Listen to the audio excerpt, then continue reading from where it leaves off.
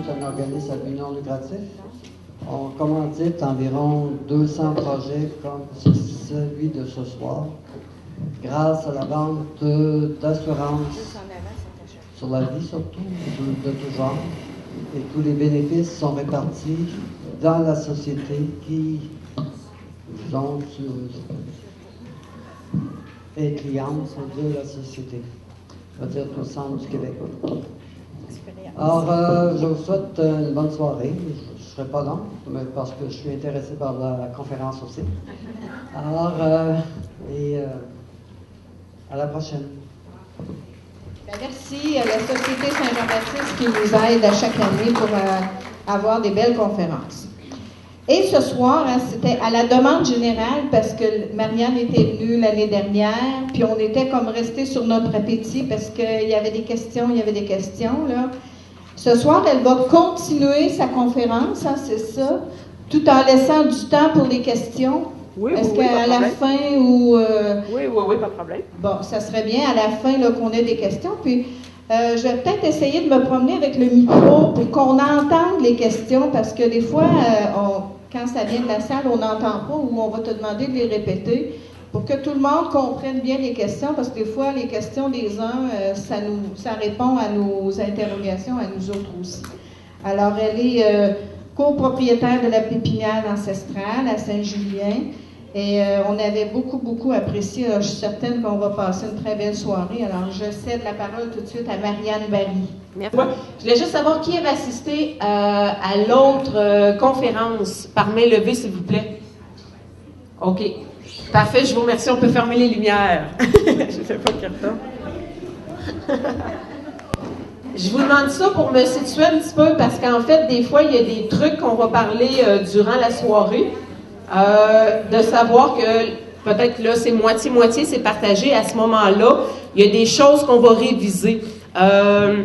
Des choses qui sont importantes peut-être pour assurer, là, disons, la bonne compréhension des choses. Donc, merci de la présentation. Donc, je suis copropriétaire de la pépinière ancestrale qui est située à Saint-Julien.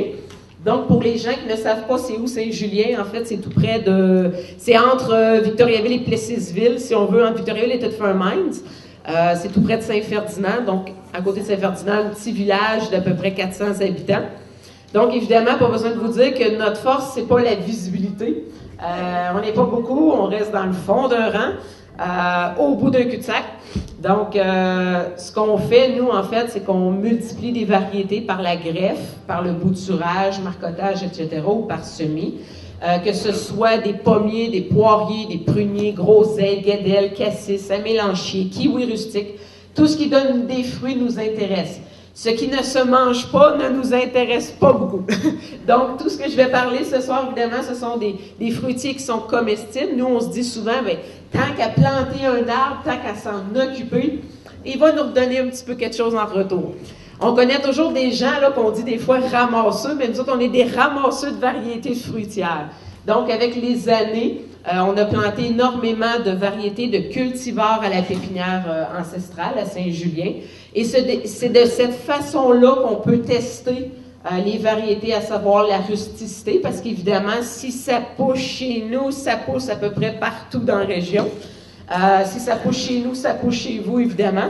Donc, des variétés multiples de pommes, de poires, de prunes. On a peut-être 300, peut-être 400 variétés de pommes différentes. Des variétés de poires, peut-être une cinquantaine. Des variétés de prunes aussi. Puis ensuite de ça, s'ensuit tous les petits fruits. Donc, à chaque année, on introduit des cultivars différents de fruits, de petits fruits. On fait venir des fois des variétés d'Europe, des États-Unis, un petit peu partout. Souvent, les gens nous disent « plantez pas ça, c'est sûr que ça pousse pas chez vous ». Dans la plupart des cas, c'est vrai, on est têtu, on l'essaie quand même, mais quand ça fonctionne, ça nous fait oublier tous les autres qui sont morts, puis on est content. À ce moment-là, on est heureux de faire découvrir des nouvelles variétés, souvent qui n'ont jamais encore été testées sous notre climat. Donc, je vous présente un petit peu quelques petits points qu'on avait traités la dernière fois par respect pour les gens qui n'avaient pas assisté. Puis en même temps, ça fait un petit rappel, peut-être une dizaine de minutes, aux gens qui étaient là la dernière fois. Grande diversité. Je parle de grande diversité, pourquoi? Évidemment, nous, on s'intéresse aussi à tous les fruits que les autres font pas. Si je parle de pommes de glace, si ça vous dit rien, le terme pomme de glace, lorsqu'on fait du cidre de glace, c'est qu'on cueille des variétés qui restent dans les arbres, même durant l'hiver, même à des froids comme moins 10, moins 15, où on va les récolter, presser ces fameuses pommes qui restent naturellement accrochées dans les arbres très tardivement pour en faire un petit liquide qui vaut son pesant d'or. Donc, du cidre de glace qui est souvent vendu là, dans les sacs, etc. Donc, nous, ce qu'on fait, c'est de recueillir des variétés qui ont cette propriété-là, de rester dans les arbres très longtemps. Ce n'est qu'un exemple, évidemment. On a aussi des variétés qu'on appelle à chair rouge. Si vous regardez ici sur la pomme qui est juste ici en haut à droite, c'est des variétés qui ont la propriété d'avoir la chair complètement rouge. Il n'y a pas de blanc à l'intérieur. On s'en sert pourquoi? Bien évidemment, pour la transformation. Ça va colorer évidemment des cidres, ça va colorer des jus. Les gens qui font des compotes de pommes, là, 3-4 pommes comme ça dans la compote, rose totalement. Vraiment intéressant. On fournit beaucoup aussi pour les vergers biologiques, évidemment. Qui dit biologique, on est limité dans certains produits, certains additifs, certains colorants qui pourraient être ajoutés. À ce moment-là, ce sont des colorants naturels. On a aussi, évidemment, comme je le disais tout à l'heure, beaucoup de variétés de poires. Le kiwi, nous, on a un petit dada à la pépinière, évidemment, c'est le kiwi rustique. Quand on parle de kiwi rustique, c'est du kiwi qui pousse très bien au Québec, pousse très bien à partir de la zone 3. On va regarder un petit peu tantôt là, la carte de rusticité. La zone 3, pour vous situer, c'est à peu près le lac Saint-Jean, le Saguenay. Eux sont zone 3. Donc, le kiwi de type Colomicta va pouvoir pousser à partir de la zone 3. C'est un kiwi sans poils, très sucré, vraiment intéressant à manger. Il faut savoir aussi que dans le kiwi rustique, qui est le kiwi, qui est le cousin du kiwi deliciosa, si vous connaissez le fameux kiwi deliciosa, c'est celui qui est poilu, là, duveté, qu'on retrouve souvent à l'épicerie, qui est importé évidemment, qui nous vient de la Nouvelle-Zélande ou d'autres pays, parce qu'il ne supporterait pas des froids de moins que moins 10. Fait qu'aujourd'hui, là, probablement qu'il serait mort, là. Donc, le kiwi rustique, très rustique, évidemment, mais il existe une panoplie de kiwis rustiques. On en teste une quinzaine de variétés à la pépinière. On en sait déjà que plusieurs ne le sont pas, mais ceux qui le sont dans nos zones sont vraiment intéressants et c'est ces variétés-là qu'on va commercialiser avec les années. Donc, ici, c'est le kiwi arguta. Si on a le temps, un petit peu plus tard, on va en reparler. Puis, on collectionne évidemment toutes sortes de variétés, des prunes. Ceux-là, on les appelle les chums. Les chums, c'est pas nous qui l'avons inventé. Chum, c'est le diminutif de cherry plum. Donc, chum pour prune cerise. C'est un croisement entre une prune et une cerise, souvent une prune japonaise, mélangée avec une cerise qui est indigène au Canada. Puis ça va donner une prune extrêmement rustique. On parle de zone 2. Quand je parle de zone 2, c'est l'Abitibi, là. Donc, c'est extrêmement rustique. Ça a été développé dans les prairies. Les prairies, là, à cet endroit-là, ils travaillent très fort pour développer des variétés qui pourraient faire pousser dans leur province. Si je parle, entre autres, de la Saskatchewan, où est-ce qu'ils ont très peu de neige au sol, les vents sont très importants, où est-ce qu'il y a des zones 2, très souvent. Donc, l'Université de la Saskatchewan, qui fait un travail extraordinaire, sort régulièrement des variétés zonées 2 pour, évidemment, les producteurs de la province. Donc, on importe aussi beaucoup de variétés qui nous viennent des prairies. Si on sait que ça pousse là-bas, on n'est pas inquiet par ici.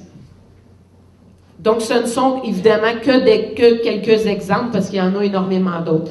Juste pour rafraîchir la mémoire, ou pour les gens qui sont un petit peu moins familiers avec les zones de rusticité, je recommence toujours en disant ça quand je commence une conférence, parce que tout au long de la conférence, des fois, je vais dire ça c'est zone 2, ça c'est zone 3, zone 4, etc. Donc, ici, on a la carte de rusticité du Québec. Donc, on a des zones à partir de la zone 0B, si on voit ici, jusqu'à la zone 5B. 0 étant une zone très froide et 5 étant la zone la plus chaude qu'on retrouve au Québec, évidemment dans le sud de la province, surtout dans les régions de la grande région de Montréal, sud de la province. On en va aussi vers Hemingford, ces coins-là. Donc, vraiment, c'est les zones les plus favorables. Qu'est-ce que nous dit, en gros, la carte, évidemment? Par les couleurs, on peut bien distinguer les zones climatiques. Donc, plus bas, on est en zone 5. Donc, si je dis j'ai un pommier qui est zoné 5, Ce n'est pas conseillé, malheureusement, de le planter, par exemple, dans la région ici où est-ce qu'on est zoné 4B. Il y a quand même des exceptions, il y a des trucs aussi. On peut cultiver des variétés zonées 5. Je vais te donner des trucs tout à l'heure qui fonctionnent vraiment très bien. Donc, région de Montréal, zoné 5. Ce que la carte montre beaucoup aussi, c'est que plus on se rapproche du fleuve, même si on est un petit peu plus haut en altitude, plus on se rapproche du fleuve, plus la zone est chaude parce qu'on appelle ça un climat tempéré. C'est pas qu'il fait nécessairement plus chaud l'été, mais l'écart enregistré l'hiver pour les températures minimales ne sont pas aussi importantes lorsqu'on a la masse d'eau qui crée un climat tempéré. Un bon exemple de ça, si vous voyez les îles de la Madeleine, si on voyait bien la carte un petit peu plus précis, les îles de la Madeleine, c'est zoné 5. Les gens souvent disent aux îles, il y a juste un mois par année d'été. Peut-être qu'il ne fait pas super chaud aux îles parce qu'ils ventent. Par contre, l'hiver, les températures minimales enregistrées l'hiver sont beaucoup moins importantes. Donc, pour classer, si on veut, une région dans une zone de rusticité, il y a entre autres la température minimale enregistrée l'hiver, sur quelques jours évidemment, donc la plus basse température, mais il y a d'autres facteurs. Vous allez avoir l'altitude, vous allez avoir les vents, une panoplie de facteurs qui font après ça que Agriculture Canada, ils vont regrouper plusieurs zones climatiques pour identifier, pour que les gens puissent bien planter les cultivars en fonction de leur zone climatique. Une région qui est assez spéciale, c'est au niveau de la Gaspésie. Si on regarde la Gaspésie, vous voyez, plus on se rapproche du fleuve, vous avez des zones beaucoup plus favorables, comme des zones 4. Et plus on entre à l'intérieur des terres, bien, plus c'est froid parce qu'on s'éloigne du fleuve. Souvent, les 10 premiers kilomètres vont avoir une grande influence, les 10 premiers kilomètres au fleuve. Fait que quand les gens appellent et disent « Moi, je suis quelle zone? Là, je reste en Gaspésie. » Vous restez où en Gaspésie? C'est vraiment, vraiment important. Puis maintenant, bien, avec l'Internet, la technologie, on peut regarder, bon, vous êtes dans tel village, bon, vous êtes probablement plus zoné, exemple, 3B ou zoné 4A. Donc, première chose, évidemment, à prendre en considération, quelle est ma zone de rusticité? Si on regarde Plessisville, Victoriaville, aux alentours, on parle surtout d'une zone 4B qui est quand même favorable si on regarde dans l'ensemble du Québec. Donc, il y a de l'espoir. Le greffage, tout à l'heure je vous disais, là, je vous fais un bref résumé. Le greffage, en fait, pourquoi on greffe? Lorsqu'on multiplie un pommier, un poirier, un prunier, pour le multiplier fidèlement, il nous faut le greffer. Absolument. Je vais vous montrer pourquoi, évidemment. Ici, c'est mon conjoint, on dirait qu'il va à pêche là-dessus, mais il greffe. Donc, un couteau à greffer, il va prélever un bourgeon d'une branche. Donc, si par exemple, moi, je veux multiplier un pommier Cortland, je m'en vais voir un pommier Cortland, je vais prélever une branche, pas n'importe laquelle, un gourmand de l'année, donc une pousse de l'année. Je vais la prélever, soit au printemps ou au mois d'août, il y a plusieurs types de greffes qui existent. Je vais prélever évidemment un bourgeon que je vais apposer sur un autre arbre que j'appelle le porte-greffe. Le porte-greffe, en fait, c'est un autre pommier qui va servir uniquement d'ancrage. Je vais vous montrer ici. Ça en est un porte-greffe. Donc, j'ai un porte-greffe, donc qui est un petit pommier qu'on a déterré, qu'on a lavé les racines. Ça, c'est les racines du petit pommier. Et on va lui enlever un bourgeon. On va prendre un bourgeon de l'autre branche que je vais avoir prélevé, par exemple, de mon pommier Cortland, et je vais l'apposer sur ce petit pommier-là. Je vais le planter en terre et je vais m'assurer, aussitôt que mon petit bourgeon va décoller, je vais supprimer le reste et ce petit bourgeon-là va devenir mon nouvel arbre. Mon nouvel arbre, ça va devenir un Cortland avec le même ADN, exactement la même variété. Pourquoi je greffe? Évidemment, on ne se casserait pas la tête à faire tout ça si on pouvait juste planter un pépin. Si je plante un pépin de Cortland, ça va donner quoi? L'herbe de quoi? On ne le sait pas exactement. Ça ne donnera jamais une Cortland. Jamais, jamais. Pourquoi ça ne donnera pas une Cortland? En fait, c'est que le pépin était dans une pomme. La pomme, avant d'être une pomme, c'était une fleur. Et cette fleur-là a été butinée par plusieurs insectes pollinisateurs, exactement. Et l'insecte pollinisateur qui va l'avoir butinée, ça peut être par exemple une abeille, elle va avoir été à plusieurs autres pommiers, souvent des pommiers sauvages moins intéressants. Donc, si je prends ce pépin-là, ça va être un mélange de toutes ces variétés-là que mon abeille va avoir visité. Donc, la seule façon de reproduire finalement une variété, c'est par la greffe. Et l'avantage, c'est que le porte-greffe qu'on va utiliser, celui qui va servir d'ancrage, sur lequel on va greffer, lui, on peut décider à maturité si on veut que ce soit un nain, un semi-nain ou un standard. C'est-à-dire si on veut qu'il reste petit à maturité, si on veut qu'il reste semi-nain ou très grand. Donc, ça va influencer la vigueur, la hauteur à maturité, la précocité, évidemment. Le principe est simple. Si j'ai un pommier nain, il va produire en très jeune âge. Des fois, parfois, à 2 ans, il commence à produire des pommes. Pour quelle raison? C'est qu'au lieu de se concentrer à ne faire que du bois puis des branches, comme dans le cas d'un pommier standard ou très gros, il va pouvoir tout de suite se concentrer à faire des fruits. Alors que mon pommier qui va être standard, qui va atteindre 18, 20, 22 pieds à maturité, lui, il a à faire beaucoup de branches avant d'arriver à sa maturité. Puis par la suite, une fois qu'il va être bien implanté, bien développé, à son adolescence, on peut dire, là, il va pouvoir commencer à produire des fruits. Faire toujours attention aux drageons. Quand je parle de drageons, c'est que quand vous plantez un arbre, évidemment, on a un système racinaire. La partie du bas, comme je le disais, c'est le porte-greffe. Si vous laissez pousser le porte-greffe, ça ne fait pas une pomme intéressante. On s'en sert pour son ancrage et pour toutes les raisons que je vous ai mentionnées. Et si mon porte-greffe faisait ce qu'on appelle des drageons, donc il va retiger, si on veut, au sol, si je prends ce drageon-là, je le plante ailleurs, ça ne donnera pas un Cortland. Souvent, là, il y a des gens qui viennent nous voir et disent « Hey, ma voisine, elle a un bon prunier, là. Puis la prune est bonne, elle est bleue, elle est sucrée. J'ai planté ça fait 12 ans que j'attends, il ne se passe rien. » Ou bien j'ai planté ça, puis la prune est rouge, je comprends rien, là. Faut que tu m'expliques. Ben c'est ça. C'est que le prunier, qu'elle a pris, c'était seulement un porte-greffe. Et dans la plupart des cas, dans 99% des cas, les porte-greffes ne font jamais quelque chose d'extraordinaire. Ils sont extraordinaires pour l'ancrage, mais pour le reste, on repassera. Donc, ne jamais prendre un petit drageon comme ça, à moins que, si votre variété à l'origine avait été plantée à partir d'un semis, c'est-à-dire d'un pépin, et que ça s'est avéré, c'est assez rare que la pomme était bonne, comme un pommier sauvage, tous les drageons, étant donné qu'il n'a pas été greffé, tous les drageons seront exactement la même variété.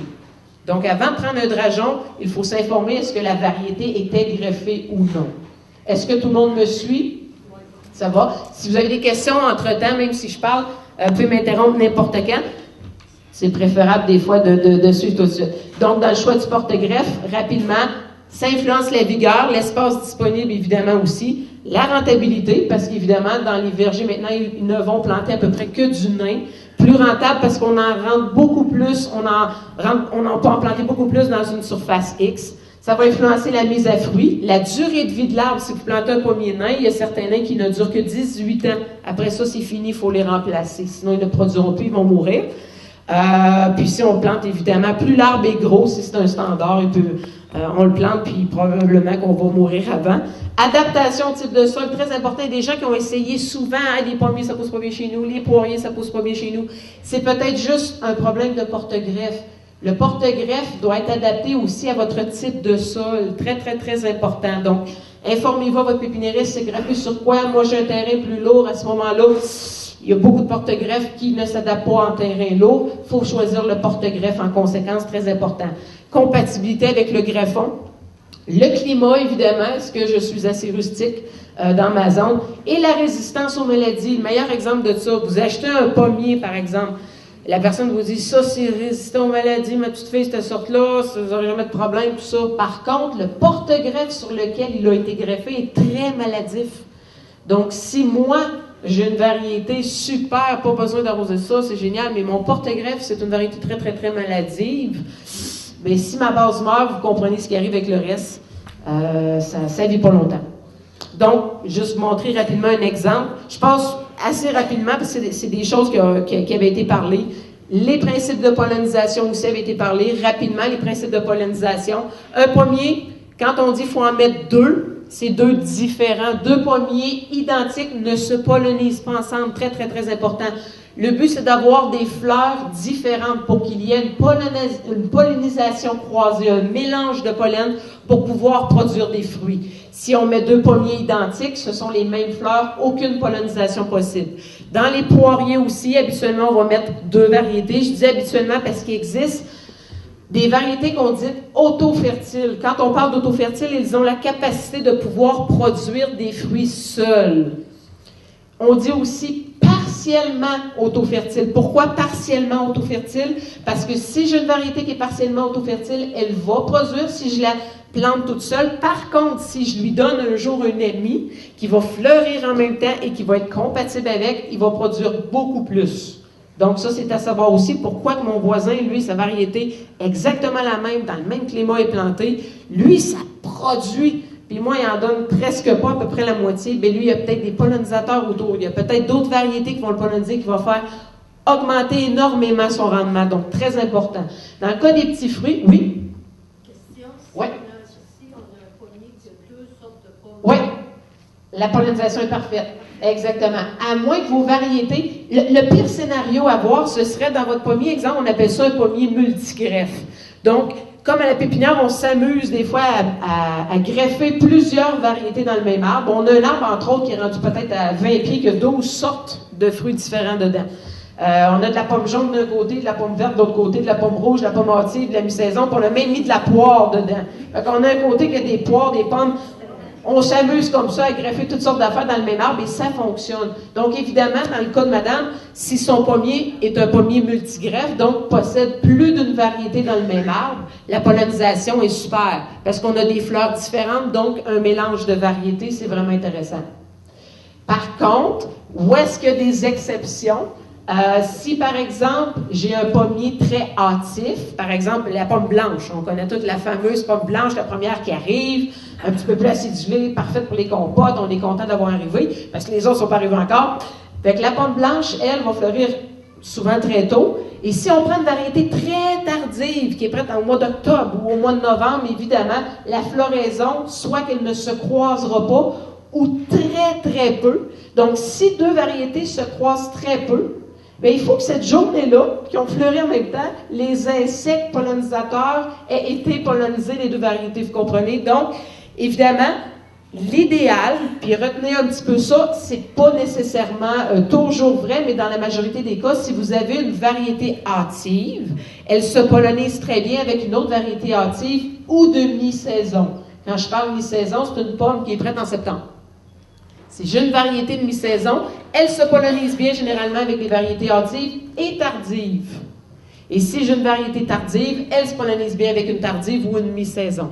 Donc, dans le cas de madame, si son pommier, par exemple, fleurit très tôt d'un côté et très tard de l'autre, vous comprenez qu'il n'y aura peut-être pas une bonne compatibilité. Ce qui fait que, qu'est-ce qui arrive si la pollinisation n'est pas très bonne? Très peu de fruits, premièrement, fruits déformés, fruits restants petits, moins de pépins à l'intérieur. Un fruit très bien pollinisé va contenir beaucoup plus de pépins.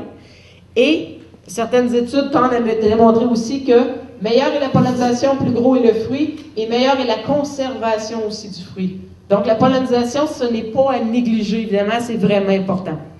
Dans le cas des petits fruits, il y a beaucoup de petits fruits qu'on peut cultiver seuls, qui n'ont pas besoin d'un autre cultivar différent. Dans le cas des framboises, la camerise, est-ce que vous connaissez un petit peu la camerise? C'est un peu plus populaire.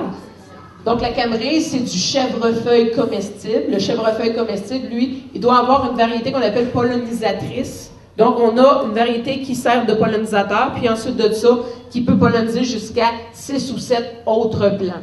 Donc, dans le cas de la camerise, à retenir, ce n'est pas autofertile. Dans le cas des cerisiers, les cerisiers sucrés, règle générale, ne sont pas autofertiles. Il y a quelques exceptions, mais la plupart ne sont pas autofertiles. Quand je parle de cerisiers sucrés, on appelle ça souvent les cerises de France, là. Comme la plupart des cerises qu'on retrouve à l'épicerie. Il y a quelques variétés autofertiles, mais sont plutôt rares. Par contre, les variétés qui sont les cerises à tarte qu'on appelle, eux autres, pour la plupart, elles sont tous autofertiles. Donc, c'est quand même intéressant.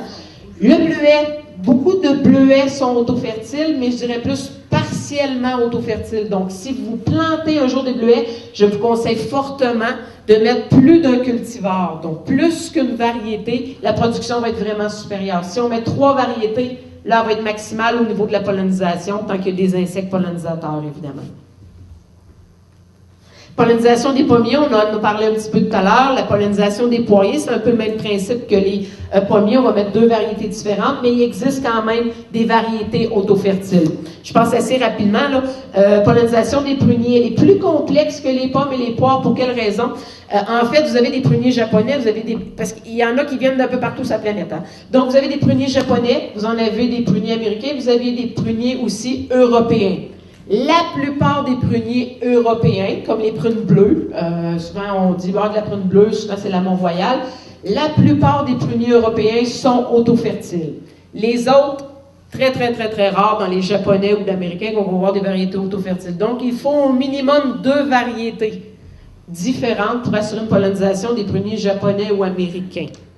Les pruniers japonais sont très peu connus, mais gagneraient à être beaucoup plus connus. La grosse prune rouge, zonée 2. Donc, on parle de variétés là, qui poussent jusqu'en Abitibi, très sucrées et produisent plus rapidement que les pruniers européens. Si vous plantez un prunier européen d'1 an, attendez-vous pas à avoir des prunes avant 5, 6, puis parfois 7 ans. C'est quand même assez long.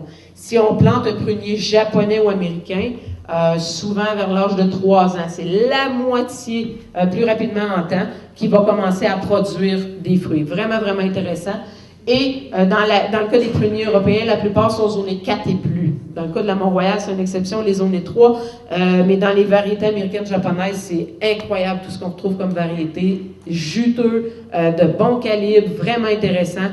Et moins maladive, moins susceptible aux nodules noirs. Tu sais, les espèces de renflements noirs qu'on voit, on appelle ça excusez l'expression, des crottes noires, là. C'est comme si c'était calciné. Les pruniers japonais, il y a des pruniers japonais qu'on ne voit jamais de ça à l'intérieur. Les pruniers européens, ils sont très sensibles aux nodules noirs. Donc, c'est juste pour peut-être situer un petit peu. Par contre, les gens qui disent, moi, je veux faire de la confiture, ben c'est les prunes européennes qui font les meilleures confitures.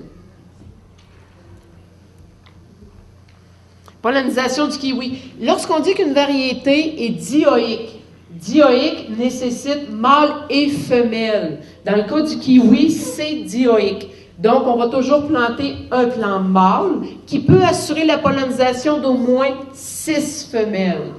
Il faut toujours garder dans l'idée aussi que les mâles ne produisent pas de fruits, mais assurent la production de fruits aux femelles. On voit ça aussi chez l'argousier. Je ne sais pas si vous connaissez un peu l'argousier, c'est un fruit orange qui ressemble un petit peu à un fruit orange tropical.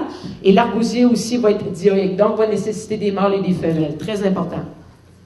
Puis le kiwi, évidemment, c'est grimpant. Ça pousse comme de la vigne. Vous regardez ici là, une plantation de kiwi. De part et d'autre, là, on a beaucoup de kiwis. C'est vraiment super le fun à cueillir, puis c'est bon à manger.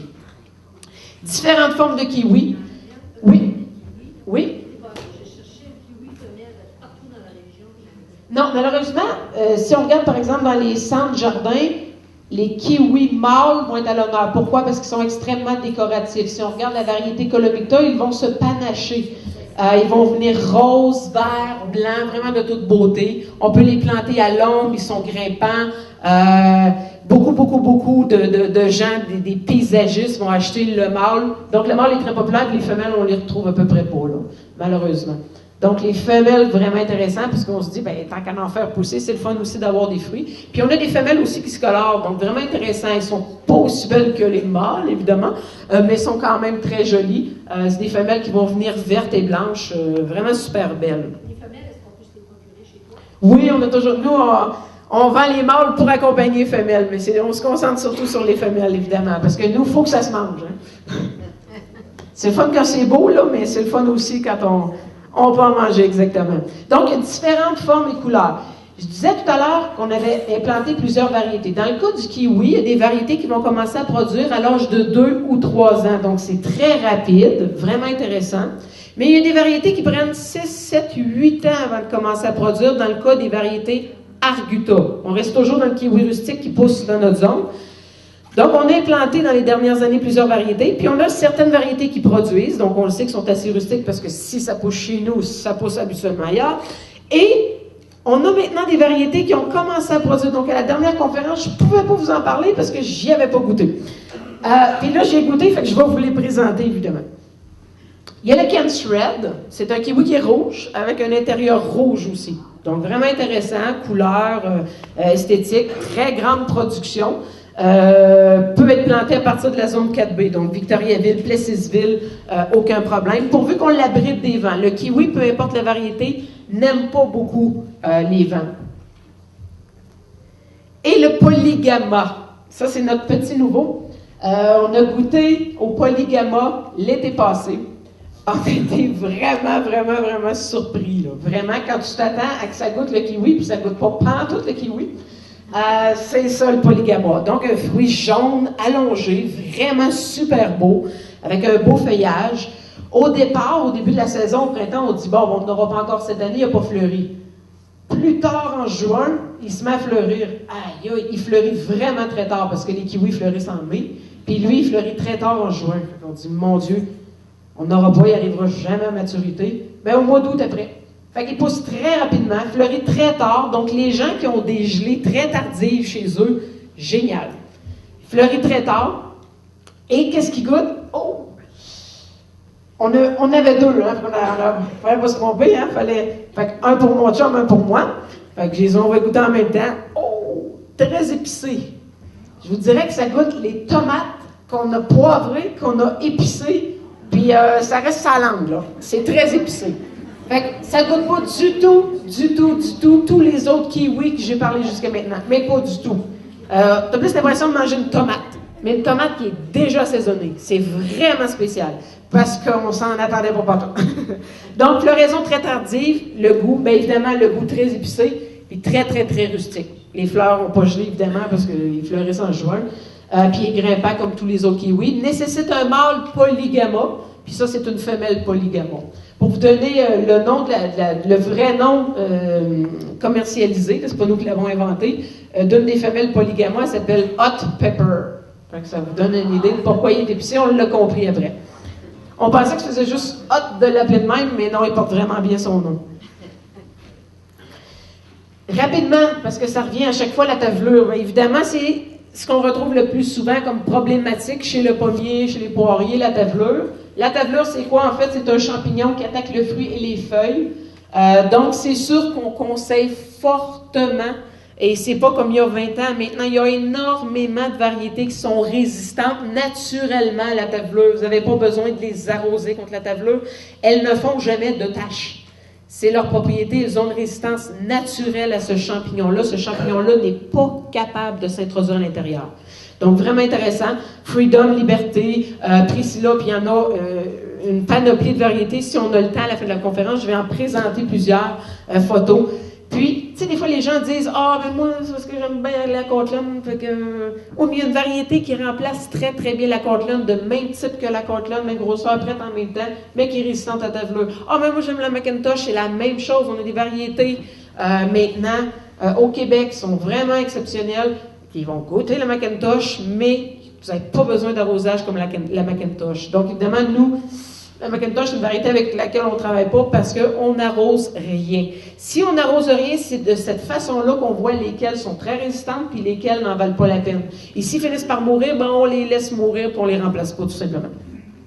Un petit truc, ramasser les feuilles à l'automne. Quand les feuilles sont tombées, évidemment, la tavelure, qui est un champignon, va migrer dans les feuilles et peut revenir, évidemment, la saison suivante. Le nodule noir, j'en parlais tout à l'heure, l'espèce de renflement noir, c'est un champignon aussi qui attaque les prunus. Quand je parle de prunus, les cerisiers sauvages sont souvent attaqués dans les bois. Donc, les cerisiers vont attaquer les pruniers. Cerisiers sauvages ou évidemment je marque les voisins. Pourquoi? Parce qu'il y a des gens des fois qui font toute attention, mais le voisin, il y a des arbres malades, contaminés. Puis des fois c'est le voisin, puis ça fait des chicanes de voisins. Puis là on dit, ben c'est mon voisin, ben essayez de vous entendre avec votre voisin, parce qu'évidemment on n'a pas l'autorité d'aller couper les arbres du voisin s'il les entretient pas. Oiseaux, vent, pluie, pourquoi j'énumère ça? C'est souvent les oiseaux, le vent et la pluie qui amènent le nodule noir. Pour avoir un nodule noir dans votre prunier, par exemple, il faut qu'il y ait eu une blessure sur votre arbre. Il faut avoir les conditions gagnantes. Si c'est le vent, souvent partant humide et frais, le nodule peut se propager facilement. On va voir apparaître au départ un petit renflement brun d'à peu près 1 pouce d'aspect spongieux. Ça, c'est signe que le nodule arrive. C'est le temps de le couper avant qu'il infeste tout le reste. Donc, si vous avez une branche qui est infestée par le nodule, on va couper 30 cm ou un pied plus bas Très important, et on va brûler. Les gens souvent les laissent à terre. Mais par terre, le champignon, il est aussi actif. On brûle pour s'en débarrasser. Je parle du prunier Cahuta parce que tout à l'heure, je vous disais dans les pruniers japonais ou américains, il y a des variétés qui ont une excellente résistance aux nodules. Tu sais, des fois, il y a des gens là, qui disent « Ah, moi, je n'ai plus de prunier, ça ne marche pas chez nous, ils sont toujours malades. » Bien, il faut toujours avoir de l'observation. On regarde nos pruniers à chaque début de printemps. Y a-t-il quelque chose de bizarre qui arrive? Oh, un petit renflement, on coupe tout simplement, puis des fois, ça va aller juste dans 3, 4, 5 ans, on n'en reverra peut-être plus jamais. Donc, vraiment, être attentif, et on ne coupe pas quand on a le temps. On coupe quand c'est le temps. Puis c'est quoi le temps? C'est quand c'est sec. Souvent, on dit samedi, là, on va tomber mes arbres. Non, tu checkeras avant qu'est-ce qu'il fait samedi. Vraiment, vraiment important. On coupe quand c'est sec et on désinfecte nos outils avec de l'alcool à friction. Très important, alcool à friction, pardon. Brûlure bactérienne est encore plus à craindre que la tavelure, cette fâcheuse. Ça aussi, brûlure bactérienne, c'est l'enfer. Pourquoi? Parce que c'est pas juste esthétique. L'arbre peut mourir en 3 jours. Vous pouvez perdre énormément d'arbres à cause de la brûlure bactérienne. Pourquoi je vous parle de brûlure, évidemment? Parce qu'il y a des variétés qui sont résistantes à la brûlure, puis il y a d'autres variétés qui ne sont pas résistantes à la brûlure. Puis vous avez des variétés qui sont résistantes à la brûlure, mais qui sont greffées sur des porte-greffes sensibles à la brûlure. Vous comprenez? Fait que toujours vérifier que les deux le sont, évidemment, pour s'assurer qu'on n'aura pas des problèmes de brûlure bactérienne. Brûlure bactérienne, on voit ça chez certaines variétés de pommiers, puis chez certains poiriers. Qu'est-ce qui les contamine dans le bois? Souvent, ce sont les sorbiers sauvages. Les sorbiers sont souvent porteurs. Si les sorbiers sont abandonnés, ils ont des présences de maladies ou ça, on conseille évidemment de les brûler. Mais vous pouvez aussi planter des variétés qui sont résistantes à la brûlure bactérienne. On évite évidemment tous ces problèmes-là. Les fleurs peuvent être infectées. Si la branche est infectée, on coupe la branche, on la brûle tout simplement. Si le tronc est infecté, on coupe l'arbre. Très, très, très important. Il est mort, c'est un cancer qui ne se guérit pas. Donc, si le tronc est affecté, on coupe l'arbre parce que si vous ne le coupez pas, lui, il va affecter tout le reste autour. Donc, très important, il vaut mieux en sacrifier un, puis de garder nos autres en santé. L'aoutement, donc je termine là, le petit résumé. L'aoutement, qu'est-ce que c'est? Vraiment, vraiment important. On a respecté la zone de rusticité, on a respecté le bon porte-greffe, notre type de sol, etc. On ne respecte pas l'aoutement. L'aoutement, c'est quoi? C'est le durcissement du bois avant l'hiver. Le phénomène de l'aoutement va arriver à partir du mois d'août. C'est pour ça qu'on appelle ça l'aoutement. C'est un changement qui est physiologique pour se préparer à l'hiver. Donc, toutes les nouvelles pousses que notre arbre, va avoir fait, il faut qu'il y ait le temps suffisamment de durcir pour passer l'hiver, pour résister aux moins 30 qui s'en viennent, moins 35, etc. Donc, les baisses de température progressive vont favoriser l'aoutement des arbres, les heures de lumière décroissante aussi. Qu'est-ce qui va causer un mauvais aoutement? Vraiment, vraiment, vraiment important. Je vous dis ça, il y a tellement de gens qui perdent des arbres à cause de ça. Une surfertilisation. On fertilise trop. Souvent, les gens arrivent à l'automne. « Hey, mon arbre a poussé de 4 pieds. Oh! Hey, là, on se pogne la tête. On va dire « Non, oh non. » C'est correct de pousser de 4 pieds, mais il faut que ta pousse ait le temps de durcir. Donc, je te souhaite d'avoir un automne très long. Si l'hiver arrive rapidement, il se peut que cette pousse-là, qui a été surfertilisée, n'ait pas le temps de durcir suffisamment pour passer l'hiver. Donc, vraiment important. Donc, la fertilisation trop tardive ou, dans le cas où on utilisait du compost. Si vous utilisez du compost, il ne faut jamais en mettre avant le 1er juin. Très, très, très, très, très important. Si on en met après le 1er juin, qu'est-ce qui arrive? C'est que l'arbre va encore être stimulé à pousser, rendu au mois d'août, parce que la dissolution du compost est très lente. Donc, votre arbre va continuer à pousser. Et qu'est-ce qui va arriver? Il n'y aura pas le temps de durcir. Donc, vraiment important, éviter la surfertilisation ou la fertilisation trop tardive. On ne plante pas ça d'un tas de compost. On peut mettre une petite pelletée ou deux, mais d'un tas de compost, c'est trop riche.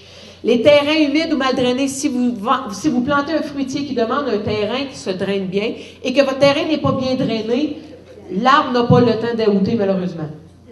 Oui, pas du tout, vous ne me dérangez pas. Non, c'est parce que je te dis, je mets de compost avant le 1er juin. Ah, merci. Jamais après. Merci. À suivre. Jamais après, exactement. Merci beaucoup. Donc, ou une variété qui n'est pas rustique dans notre zone, qu'est-ce qu'elle va faire? Évidemment, elle n'aura pas le temps d'outer, de compléter son cycle d'outement. Une variété qui va être trop plantée à l'ombre aussi et qui demanderait du plein soleil, va geler durant l'hiver, même si elle est zonée 2. On entend souvent à tort, « Ah, moi j'ai essayé les variétés zonée 2, 3, puis chez nous, je dois être zonée 1. » Ben, ils sont en zone 4. Il y a de quoi qui ne fonctionne pas, là. C'est pas la zone à ce moment-là. Couvre-sol fruitier. On nous demande souvent, moi j'ai pas un grand terrain, je suis en ville, je plante des arbres, tout ça. Y a-t-il quelque chose comme couvre-sol qui peut être intéressant, évidemment, puis qui se mange? Évidemment, il existe énormément de couvre-sol fruitiers. Dans les plus populaires, disons, il y a évidemment des variétés comme la canneberge. J'ai montré plusieurs exemples parce qu'il y en a qui s'adaptent au type de sol un peu plus humide, donc intéressant pour ça, feuillage persistant. On va voir aussi le Gaultheria procumbens, le thé des bois. Est-ce que vous connaissez le thé des bois? Ça goûte le peppermint. Donc, c'est un petit fruit qui va goûter le peppermint. Le feuillage est persistant, vraiment intéressant. À la limite, je vous dirais, des fois, l'hiver, là, on tasse la neige, là, puis on va se rechercher un fruit. Là. Vraiment intéressant. C'est bon. Ça donne une bonne haleine aussi. On se met une coupe de fruits avant d'aller veiller. J'écoute le peppermint que je t'ai mangé tout le passé. Non, j'ai du thé des bois. Donc, la feuille, on s'en sert aussi pour faire des tisanes, excellentes tisanes. C'est vraiment très bon. On peut mettre le fruit aussi, mais surtout la feuille. Feuillage persistant, vraiment intéressant. Planter ça à l'ombre, super. Il n'y a pas grand-chose qui pousse à l'ombre, hein? Donc ça, c'est intéressant comme couvre-sol. Évidemment, je marquais les fraisiers. Ce ne sont pas tous non plus les fraisiers. Tous les cultivars de fraisiers ne sont pas nécessairement tous maladifs, parce qu'évidemment, la fraise, c'est pas évident comme culture. Il y a toujours des nouveaux cultivars, puis en sortent à chaque année des cultivars qui sont résistants à ci, résistants à ça. Fait que c'est intéressant aussi d'essayer des cultivars de fraises qui sont beaucoup plus rustiques et résistants aux maladies, évidemment. Puis évidemment, on a le fameux bleuet de nain, qui est intéressant pour les sols acides, où on peut créer un milieu acide aussi. Là. On peut planter de la mousse de tourbe avec un mélange de terre un petit peu plus riche, puis planter des bleuets directement là-dessus. C'est vraiment, vraiment intéressant. Donc, des couvre-sols à retenir. Brise-vent comestible. Des fois, les gens disent, ben, j'aimerais ça planter du kiwi, mais ils vendent chez nous. Les gens qui sont sur le bord du fleuve, évidemment, pas besoin de vous dire que le vent arrive de loin. Ou les gens qui ne sont pas nécessairement abrités, là, comme en ville, parce qu'il y a des bâtiments, des headsets, tout ça, qu'est-ce qu'on peut faire? On peut tricher. On peut mettre ce qu'on appelle un brise-vent. Donc, le brise-vent va favoriser, évidemment, le développement des plants, parce que, vous comprenez, quand on dit des fois le facteur vent, hein, il y a une grande influence. Donc, aujourd'hui, il faisait peut-être moins 10, mais avec le facteur vent, il faisait moins 20. Donc, la température ressentie aussi pour les plantes a une importance. Donc, le vent va nuire énormément à certaines variétés. Puis tout à l'heure, je vous disais, on regarde notre zone climatique, on peut tricher. Oui, on peut tricher. Quand on plante des brise-vents, des fois, on recrée une classe plus haute. Donc, c'est vraiment intéressant. Puis évidemment, mais qui dit brise-vent, pour que ça nous intéresse, il faut que ça se mange. Donc, je vous présente des brise-vents comestibles. Dans les brise-vents comestibles, ici, c'est le tomentosa. On l'appelle le tomentosa ou cerisier de Nanking. Donc, le Nanking cherry. Donc, cette variété-là, c'est un cerisier qui est indigène du Japon, de la Chine. Vraiment, vraiment, vraiment intéressant. Donc, brise-vent comestible, diminution des vents qui sont nuisibles pour le froid. Favorise aussi la pollinisation. Si vous ne le saviez pas, les abeilles sont très capricieuses. Donc, au printemps, quand nos fruitiers sont en fleurs, s'il fait froid dehors, les abeilles ne sortent pas, malheureusement. Mais si on a des brise-vents, qu'on protège un petit peu plus le vent, les abeilles vont se tenir plus dans les zones où ils vont être protégés des vents. Un petit truc en passant, je ne sais pas si je l'avais dit la dernière fois, mais au niveau de la pollinisation des insectes pollinisateurs, attirer les bourdons. Moi, je vous le conseille fortement. Il y a des plantes, il y a des arbres qui font des espèces de petites feuilles, des feuilles, des choses comme ça, qui vont attirer énormément de par leurs fleurs les bourdons. Moi, je vous le conseille fortement parce que les bourdons, c'est un excellent pollinisateur et ils travaillent même par temps froid. Beaucoup moins capricieux que l'abeille. Il y a des gens, des fois, qui ont des vergers, puis ils ont des ruches, là. Des ruches en masse. Ils en ont pas mal plus que pour polliniser tout ce qu'ils ont. Puis il y a des années qui n'ont à peu près pas de fruits parce qu'il a fait froid durant la floraison. Il y en a qui attirent les bourdons, puis c'est incroyable. Nous, on attire les bourdons, on adore les bourdons, puis on s'organise pour que les bourdons restent chez nous. Donc, on peut leur faire des nids. C'est très, très simple de faire un nid de bourdon. Hein. Vous allez prendre un pot en terre cuite. Vous savez ce que je veux dire? Il y a comme un petit trou en dessous. Vous allez mettre la moitié de paille à l'intérieur. OK? Puis on va aller le mettre tout près de l'endroit où on veut polliniser, tout près d'un bois, où les enfants jouent le moins possible, évidemment. Et on va retourner le pot à l'envers. Donc, on va se retrouver avec un pot en terre cuite, à l'envers, avec un trou par-dessus, où est-ce qu'on voulait favoriser évidemment l'eau. Et la bourdonne, quand elle arrive, elle, le printemps, elle se cherche un endroit pour faire sa colonie. Tous les autres sont morts. Il y a juste celle qui a été fécondée et qui survit. Et elle va aller dans ce nid-là pour faire sa colonie. Et si vous avez une colonie de bourdons, gardez-la, c'est tellement précieux. C'est eux, souvent, si on a un printemps froid durant la floraison, qui vont faire que vous allez avoir beaucoup de fruits. Fait que vraiment, vraiment intéressant d'attirer les bourdons. On les adore. Donc, brise-vent comestible, en même temps, il est comestible. Il va augmenter la température, évidemment, ressentie, accroître l'accumulation de neige. La neige est vraiment, vraiment, vraiment intéressante. Nous, en montagne, il y a des choses qu'on fait pousser des fois qu'à Montréal, ça ne fonctionne pas parce qu'on a de la neige. Donc, la protection des racines, la protection complète d'un plant qui n'est pas très haut quand on a 1 mètre, 1 mètre et demi de neige, c'est vraiment intéressant. Donc, sous la neige, évidemment, il ne fait pas aussi froid qu'en dehors de la neige. Ils n'ont pas de vent en dessous de la neige. C'est une très, très bonne protection. Fait que, donc, si on ajoute un brise-vent, évidemment, on va accumuler cette neige-là. Des fois, les gens vont mettre des clôtures de neige. On fait à peu près le même principe. Vraiment intéressant. Augmente évidemment la biodiversité. Si j'augmente la biodiversité, en fait, j'attire les oiseaux, les insectes, j'attire les papillons. Si j'attire beaucoup d'oiseaux, par exemple, bien évidemment, on crée un meilleur équilibre, puis on a beaucoup moins d'insectes parasites. Les insectes qu'on ne veut pas, là, bien souvent, ils se font manger. Donc, c'est vraiment intéressant. Exemple du tomentosa en fleurs, c'est magnifique. Vraiment, vraiment, vraiment magnifique. On a un ami là, qui a une entrée de peut-être 250 pieds. Il en a planté là, sur les 2 côtés. Il dit, c'est le fun, mais savez-vous ce qui n'est pas le fun? C'est les gens qui arrêtent. Et j'ai toujours du monde, quand c'est en fleurs, qui arrête devant chez nous et viennent me demander, c'est quoi ça? C'est de toute beauté. Et quand c'est en fruits, là, c'est comme ça, grappé partout, rouge dans son allée. Puis ils vivent les oiseaux, c'est incroyable. Il faut aimer les oiseaux. Donc, c'est vraiment de toute beauté. Très, très, très rustique. Et on parle d'une zone 2B, là. C'est pas, excusez-moi, c'est pas tuable au froid, là. Le noisetier qui fait une autre haie brise-vent vraiment intéressante, comestible. On est habitué aux noisetiers avec des enveloppes là, piquantes, là. Vous savez ce que je veux dire, les noisetiers sauvages, tout ça. Mais sachez qu'il y a un noisetier très rustique, le Corylus americana, qui est un noisetier indigène d'Amérique, qui n'a pas d'enveloppe piquante. La noisette, elle est délicieuse. Il est zoné 2B et il fait un brise-vent exceptionnel. Donc, vraiment intéressant comme brise-vent aussi. Le noisetier américain, le Corylus americana, 2B, noisette, super bonne. La noisette, elle est identique aux noisettes que vous achetez à l'épicerie, mais un petit peu plus petite. Puis, vraiment délicieuse. On va les faire sécher, on va casser ça toute l'année. Vraiment, vraiment, vraiment intéressant. Pour les conserver très longtemps, en passant les noisettes, là, on peut les mettre au congélateur. Évidemment, qui dit noisette, on attire aussi les écureuils. C'est un autre problème, donc achetez-vous des chats. Chez nous, on a beaucoup de noisetiers, puis on a beaucoup de chats aussi. Les chats, là, je vous le dis, là, excusez l'expression, sont parqués là. Ils sont parqués devant les noisetiers. Parce qu'eux autres, ils attendent. Ils savent qu'il y a du trafic là, donc c'est bien intéressant.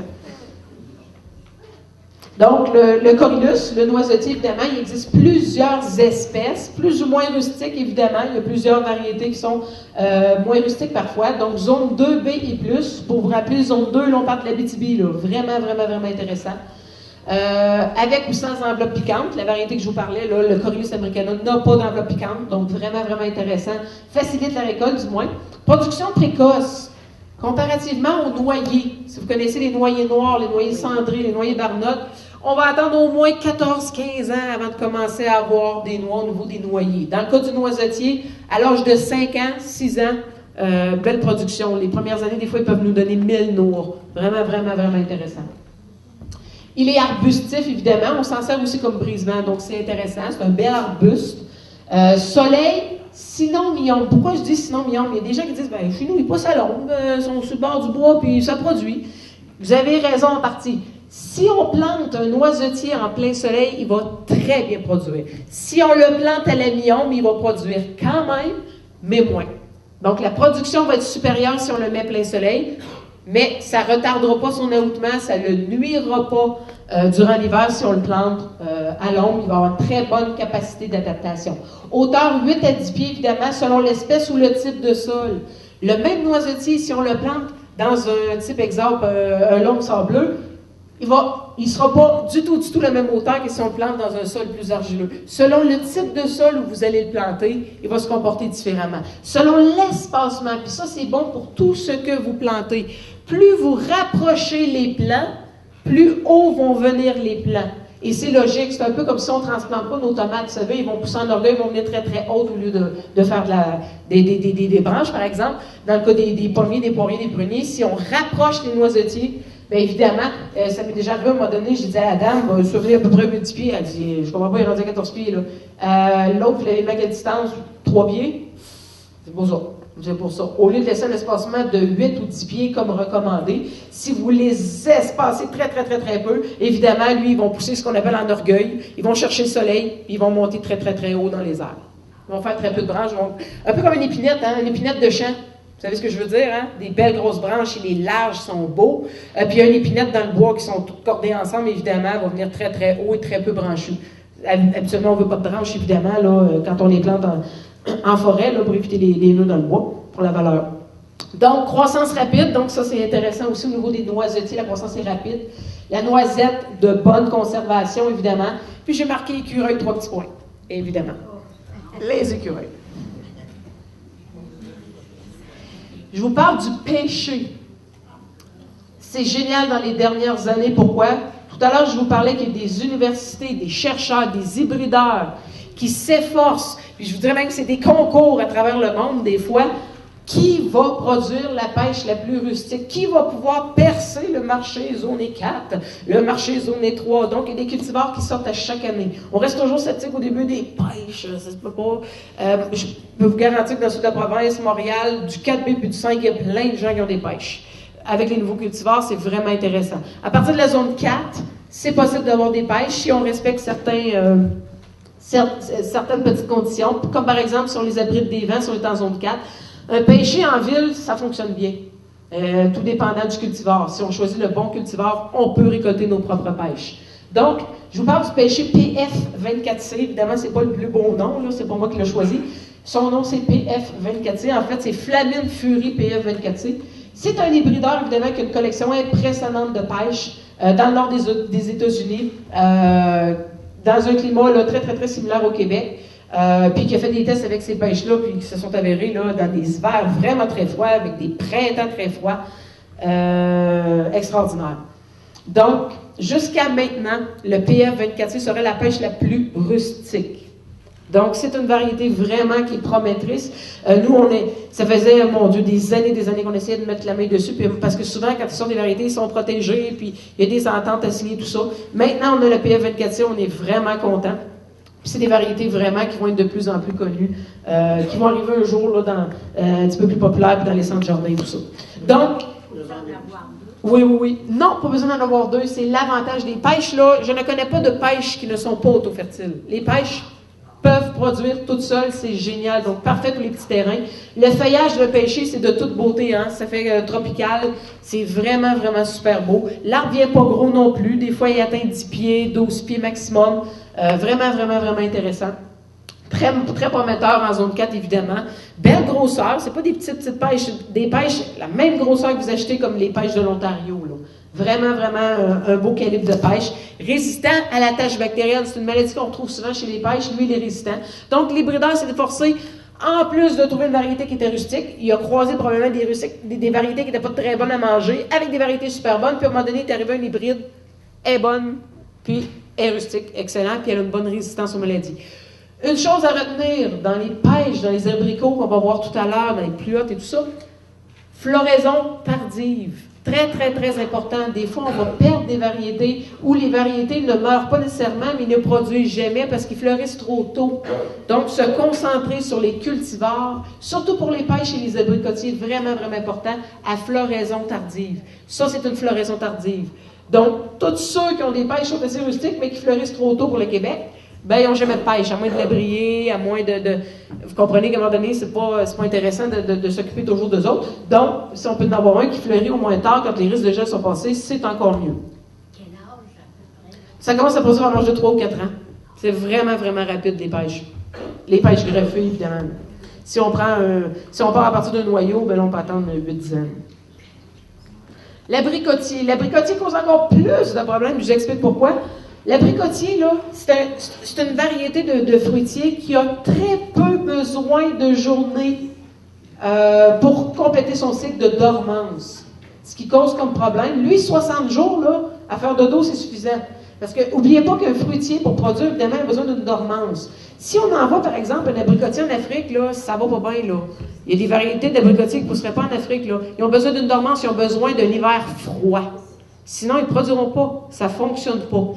Donc, l'abricotier, il a juste besoin de 60 jours de dormance. Ça a quoi, ça, comme conséquence? On a un redout cette semaine, supposons, il fait 15, 20, des choses qui se sont déjà vues. Lui, c'est le premier à se réveiller. L'été est arrivé. Après ça, on a moins 15 la nuit. Pouf, la tête qui est décollée, elle gèle. Elle gèle. On est obligé de recouper l'arbre s'il n'est pas mort au complet. Fait que faire attention à l'abricotier, c'est pour ça que c'est plantation restreinte à la grandeur de la planète, l'abricotier. À cause de ce problème-là. Il a besoin de froid, mais il peut pas. Il peut se réveiller n'importe quand, lui-là. Fait que c'est ça qui est dangereux. Fait qu'il y a des trucs. C'est ça que je viens vous parler. Donc, on a des gens qu'on a vus qui produisent des abricotiers incroyablement, puis évidemment, avec les années, ils nous partagent leurs trucs, donc on les repartage, évidemment. Donc, il y a des gens qui réussissent, évidemment, en montagne, à produire encore plus d'abricotiers, des abricots à chaque année ou presque, parce qu'ils ont un bon couvert de neige. Donc, les endroits qui ont moins de neige, les gens envoient la neige sur l'arbre pour le faire décoller plus tard au printemps. Donc, si l'arbre n'est pas cerné, il ne décollera pas. Mais les endroits, comme vous arrivez avec le Plessisville, où vous n'avez pas toujours de la neige, bien évidemment, ça peut être un des premiers à se réveiller. Donc, si on souffle la neige dessus, pas de soufflage de compacté comme une souffleuse, évidemment, on évite ça, mais mettre la neige avec la pelle, tout ça, ça peut aider. L'autre truc qui aide énormément, à l'automne, très tard, une fois que le sol est gelé, vraiment important, on peut mettre un paillis par-dessus le système racinaire. Ce qui va favoriser au printemps que ça va être la partie qui va décoller le moins rapidement possible. Le sol va rester gelé. On va créer un isolant sur le sol gelé. J'aime mettre le paillis avant que ça gèle parce que le sol ne gèlera pas. Donc ça, là, c'est pour les abricotiers, mais c'est pour bien d'autres choses, des fois, que vous dites « Ah non, ça décolle trop tôt au printemps, ça ne fonctionne pas. » Essayez ça, c'est magique. Donc, il ne faut pas oublier, par contre, de le mettre, là, aussitôt que la terre gèle très fort, on va lui mettre une bonne couche de paillis, puis au printemps, le sol va être encore gelé, lui ne décolle pas, puis toutes les autres peuvent décoller. Donc, c'est vraiment, vraiment intéressant. L'abricotier, évidemment, auto-fertile pour la plupart. Ils ne sont pas tous auto-fertiles. Et certains sont seulement partiellement auto-fertiles. Zone 3 et plus. Je marque zone 3, pourquoi? On ne retrouve pas de pêche jusqu'à maintenant qui sont zone 3. L'abricotier, oui. L'abricotier, ce n'est pas sa capacité à survivre au très grand froid d'hiver. C'est sa capacité à attendre un petit peu avant de se réveiller. Donc, on peut tricher là-dessus. Se concentrer encore là sur les variétés à floraison tardive. Malheureusement, sans décourager personne, les variétés qu'on trouve dans les commerces, tout ça, c'est toutes des variétés à floraison hâtive. Donc, on se concentre maintenant sur les variétés à floraison tardive et ça fonctionne. Donc, le fruit est délicieux, là. Vraiment bon. Les fleurs, souvent, vont sortir avant les feuilles. Pour vous dire comment c'est précoce, là, on va voir des fois plein de fleurs, puis même pas encore en feuilles. Courte période de dormance, comme je l'expliquais, mais on peut tricher. Nouvelle variété, évidemment, à floraison tardive, qui est un des critères les plus importants avec la zone de récité à respecter.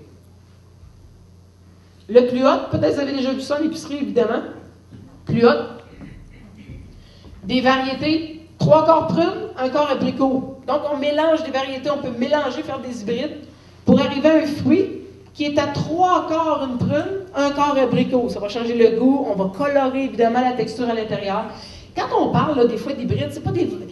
On ne parle pas de génétiquement modifié, là. On ne parle pas de choses qui ont été génétiquement modifiées. Quand on parle d'hybrides, comme tantôt je vous parlais de prunes cerises, les chums, là, le croisement entre une prune et une cerise, il y a des choses qu'on peut arriver à faire sans génétiquement modifier les choses, là. Donc, c'est des mélanges d'hybrides, des trucs comme ça qui peuvent être faits, qui sont vraiment intéressants. On le fait chez les fleurs, on le fait avec d'autres végétaux. Zone 4B et plus, très important, on ne plante pas ça en zone 3, ça ne fonctionne pas. À partir de la zone 4B et plus. Idéalement zone 5, mais comme je vous dis, on peut recréer un climat zone 5, même en zone 4B. Sol bien drainé, pas d'argile profonde. C'est le cas souvent des prunus. Si on a de l'argile profonde, vous comprenez que ça se draine moins bien. Le sol va rester souvent plus humide en permanence. Et on va voir ce qu'on appelle une asphyxie des racines, donc qui va créer des maladies. Si on a un sol trop humide, on en a parlé tout à l'heure, on retarde l'ahoutement des plants. Donc, c'est pas que la variété n'est pas assez rustique, mais étant donné qu'on a un sol trop argileux ou trop humide, bien, à ce moment-là, notre arbre n'a pas le temps de compléter son cycle d'ahoutement. Les nouvelles branches n'ont pas assez durci, il gèle. Donc, de dire pas assez rustique, c'est faux. Tout simplement les mauvaises conditions de plantation. Sachez par contre qu'il y a des types de porte-greffes qui sont adaptés pour les sols humides. Donc, si vous avez un sol très humide, argileux, tout ça, il faut le dire à votre pépiniériste puis dire « Moi, c'est humide, tout ça. » Donc, le choix va aller en conséquence. Sinon, durée de vie très courte.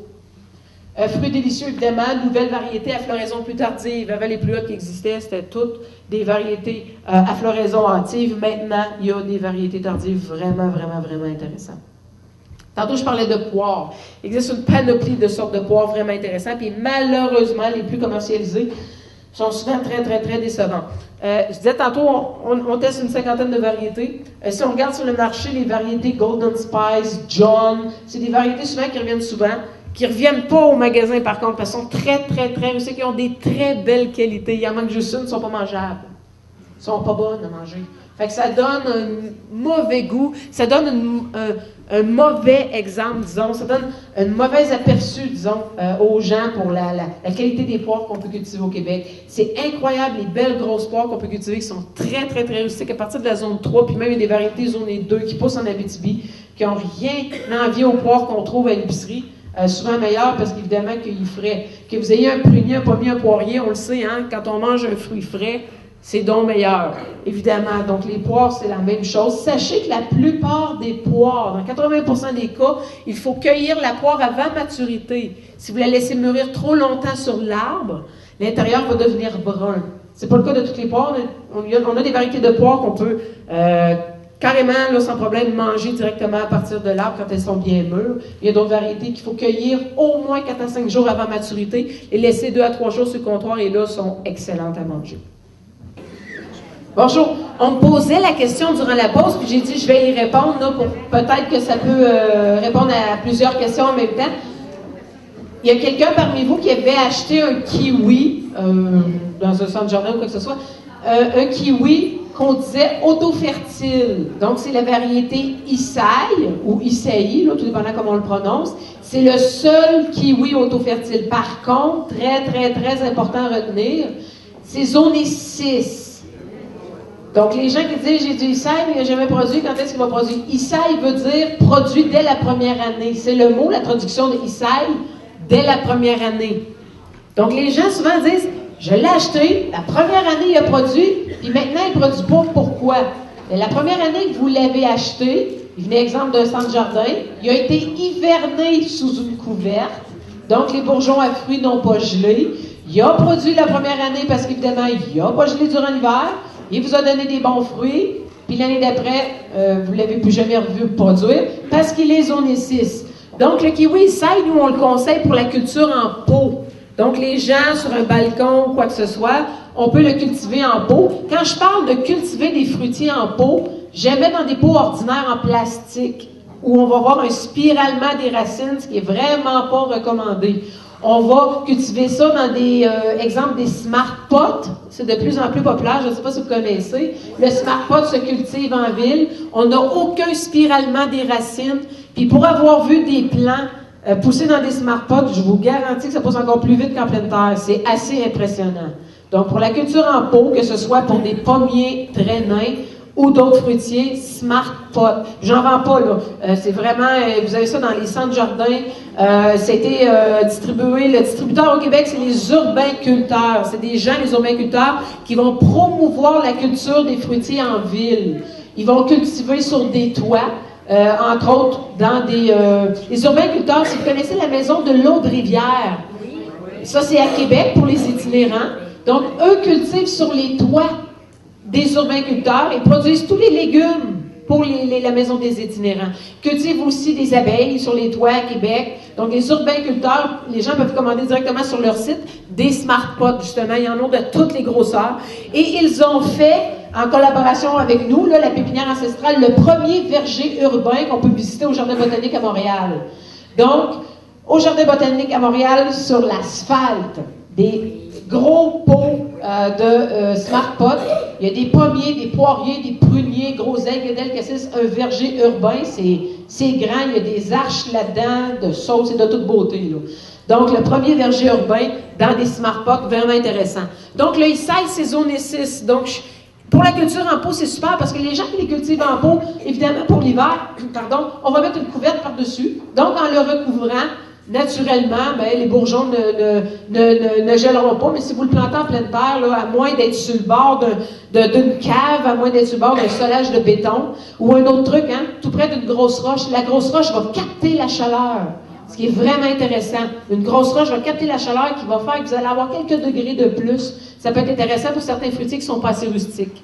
Donc, vous pouvez mettre une sorte de vigne qui n'est pas assez rustique, vous plantez là 5-6 plants, puis la seule qui va produire, ça va être celle qui va être proche de la grosse roche. Tout simplement parce que la grosse roche va emmagasiner la chaleur. Vraiment intéressant. Un autre petit truc. Le nashi, vous connaissez les poires asiatiques?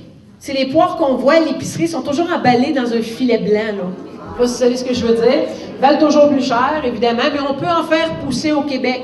Le nashi, c'est le seul poirier qui va commencer à produire non pas à 7 ans, mais vers l'âge de 3 ans. Des fois, on voit des poiriers de 2 ans, il faut enlever les poires parce que l'arbre est tellement petit qu'il ne pourra pas supporter le fruit. Donc, ça donne des grosses poires rondes, extrêmement juteuses, meilleures que l'épicerie en passant parce qu'évidemment, vous les cueillez directement dans l'arbre. L'arbre est nain, naturellement nain. Vraiment intéressant, c'est le seul poirier qu'on peut cultiver nain au Québec parce que les porte-greffes de poiriers nains ou semi-nains ne sont pas assez rustiques pour le Québec.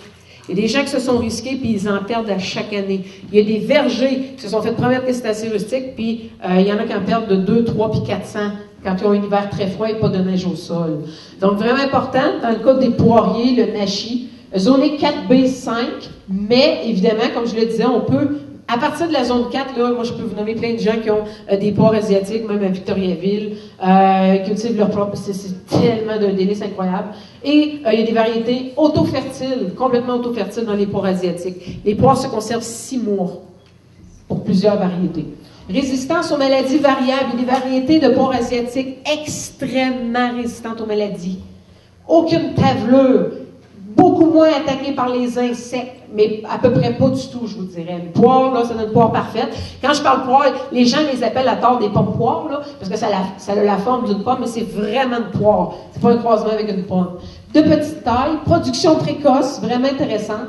Donc, pas de pomme poire, comme je le disais, très croquante et juteuse, conservation jusqu'à 6 mois, puis sensibilité aux maladies variables. Il faut choisir des cultivars qui sont très résistants. Malheureusement, les 3 variétés qu'on retrouve sur le marché des poires asiatiques, j'en ai jamais vu autre, là, dans un centre jardin, ils sont tous très, très, très, très sensibles à la brûlure bactérienne. Je vous parle des chênes, rapidement des chênes. Tantôt, j'ai parlé des noisetiers. Pourquoi je vous parle du chêne? Parce que sachez que le chêne blanc, c'est une des meilleures noix comestibles au Québec. Il faut savoir l'apprêter. Le chêne blanc, qui est beaucoup plus rare que le chêne rouge. Souvent, en ville, on va voir des chênes rouges. Feuillage persistant, vraiment super beau, mais une noix pas comestible. On les laisse aux animaux, évidemment, à nos fameux écureuils. Donc, il existe plusieurs variétés de chênes, les quercus, évidemment. Amères ou douces, tout dépendant du semis qui va avoir été planté. Je vous donne un exemple. Étant donné que la plupart des chênes ne sont pas reproduits par greffage, c'est un semis, donc le goût est aléatoire au niveau de la noix. Si vous trouvez à un moment donné une noix qui est très douce, si vous replantez les mêmes noix, évidemment, la génétique va favoriser une noix beaucoup plus douce que si vous trouvez un spécimen, par exemple, qui va avoir une noix amère. Donc, l'amertume va dépendre de la variété. Blanc versus rouge, évidemment, il y a une grosse différence entre les deux. Le rouge, croissance très rapide, le chêne rouge, bien que la noix ne soit pas très intéressante. Croissance rapide, c'est pour ça souvent qu'on va le planter aussi pour qu'on ait un arbre assez rapidement. Extrêmement, au niveau de la longévité, c'est assez impressionnant, 250, 300 ans. Là. Croissance rapide, évidemment, tout dépendant du cultivar. Ornemental, évidemment. Puis la zone de rusticité, un chêne blanc va être zoné 4. Un chêne rouge va être zoné 3. Puis un chêne à gros fruits qui est aussi comestible. Le chêne à gros fruits, le Quercus macrocarpa, est zoné 2. vraiment intéressante pour les zones vraiment plus froides. Donc, le chêne blanc, comme je le disais, indigène au Québec, 250, voire jusqu'à 450 ans, les plus vieux qui ont été répertoriés. En voie de disparition, malheureusement, parce qu'on fabriquait des barils avec des navires. C'est un bois vraiment d'une très grande valeur, vraiment, vraiment intéressant. Ombre au soleil, ce qui est assez rare, hein, dans les arbres comme ça à noix. Sol bien drainé. La noix est très douce. Lorsqu'on cueille, OK, supposons que vous trouvez un chêne blanc, pour le reconnaître, je vais vous le montrer, vous voyez. Si on regarde le chêne rouge, je vais juste vous montrer, vous allez tout de suite comprendre le comparatif. Ils vont finir pointus ici. Oui, c'est ça. Le chêne blanc va être arrondi. S'il est arrondi, c'est pas nécessairement un chêne blanc, là, parce que le Quercus macrocarpa, le chêne à gros fruits, va être aussi arrondi, là. Pardon. Donc, le chêne blanc, vraiment intéressant. La noix avant de la manger, OK? Vous récoltez des noix, puis Dieu sait que ça en donne un chêne blanc, mais il faut toujours trouver un chêne blanc parce qu'ils sont assez rares, là. J'ai longtemps cherché où est-ce qu'il pourrait avoir un chêne blanc, puis curieusement, à un moment donné, je parlais avec un de nos voisins de terre, là, à Saint-Julien. Ah, du moins, là, dans le temps, il y a 25 ans, Gros-Mont Forestier, ça va pas quoi faire ses arbres, j'ai tout perdu chez nous. C'était tout du chêne blanc. Je reviens pas. Une forêt de chêne blanc à Saint-Julien. Moi, je vous le dis, là, si vous trouvez une forêt de chêne blanc, c'est exceptionnel. Puis lui, il savait même pas que c'était exceptionnel, là. C'est vraiment exceptionnel parce que la noix, là, délicieuse. Lorsqu'on récolte la noix, OK, vraiment intéressant, on fait bouillir de l'eau.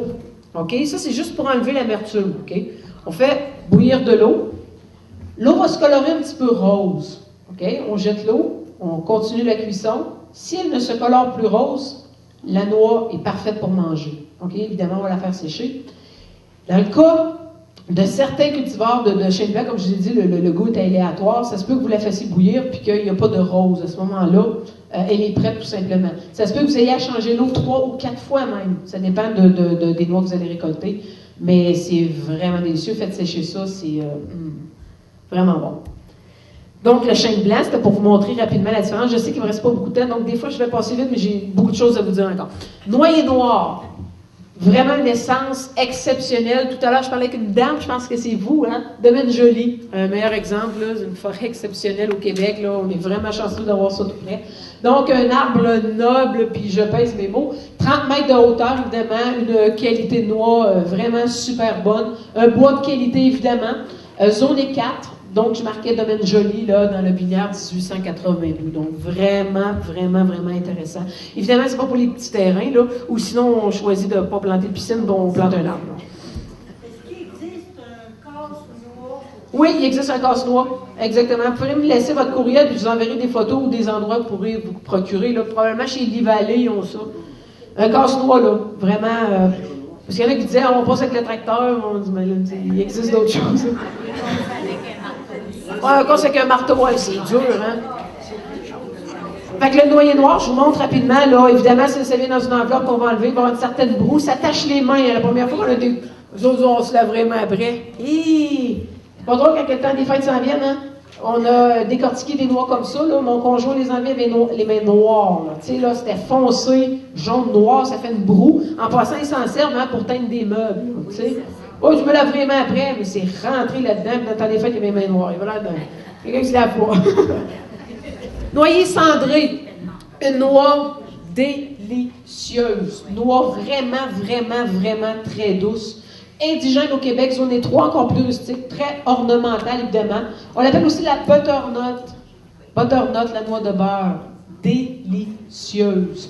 Produit une toxine à la base. Quand on parle de noyer, là, on ne vous conseille pas, évidemment, de planter des choses autour. Ça dégage une substance toxique. Tout meurt autour. Ben, en fait, il n'y a rien qui meurt, il n'y a rien qui pousse. C'est vraiment intéressant. Malheureusement, les noyers cendrés ont presque tous disparu. Je ne dis pas tous, parce qu'il y en a qui sont résistants quand même au chancre du noyer cendré. Donc, il y a un chancre qui les a à peu près tous fait disparaître, malheureusement. Ce qui fait qu'il y a des nouveaux cultivars qui apparaissent. Ça, c'est le noyer cendré. Le barnotte, si vous connaissez le barnotte, c'est un croisement avec le noyer cendré. Et lui, il est complètement immunisé à cette maladie-là du chancre du noyer. Donc, c'est un croisement avec le noyer cendré. La croissance très rapide. La noix, elle est délicieuse. Il n'y a pas le problème de maladie de l'autre. Noix très douce, c'est un croisement. Croisement avec le noyer du Japon, noyer du cœur. Je ne sais pas si vous connaissez le noyer du cœur. Ça donne une noix qu'on casse qu'on ouvre avec les mains, ça fait comme un macaron. Il est en forme de cœur. Vraiment super beau. La noix, elle est sucrée, vraiment bonne. Puis il produit très, très, très, très jeune. Là. Des fois, à l'âge de 4-5 ans, il commence à donner des noix. Donc, c'est un croisement avec lui. Zone 3, mais 4 pour avoir une bonne récolte de fruits, malheureusement. Ou 3 quand on triche, là, bien protégé des vents, plein soleil, sol parfait, etc.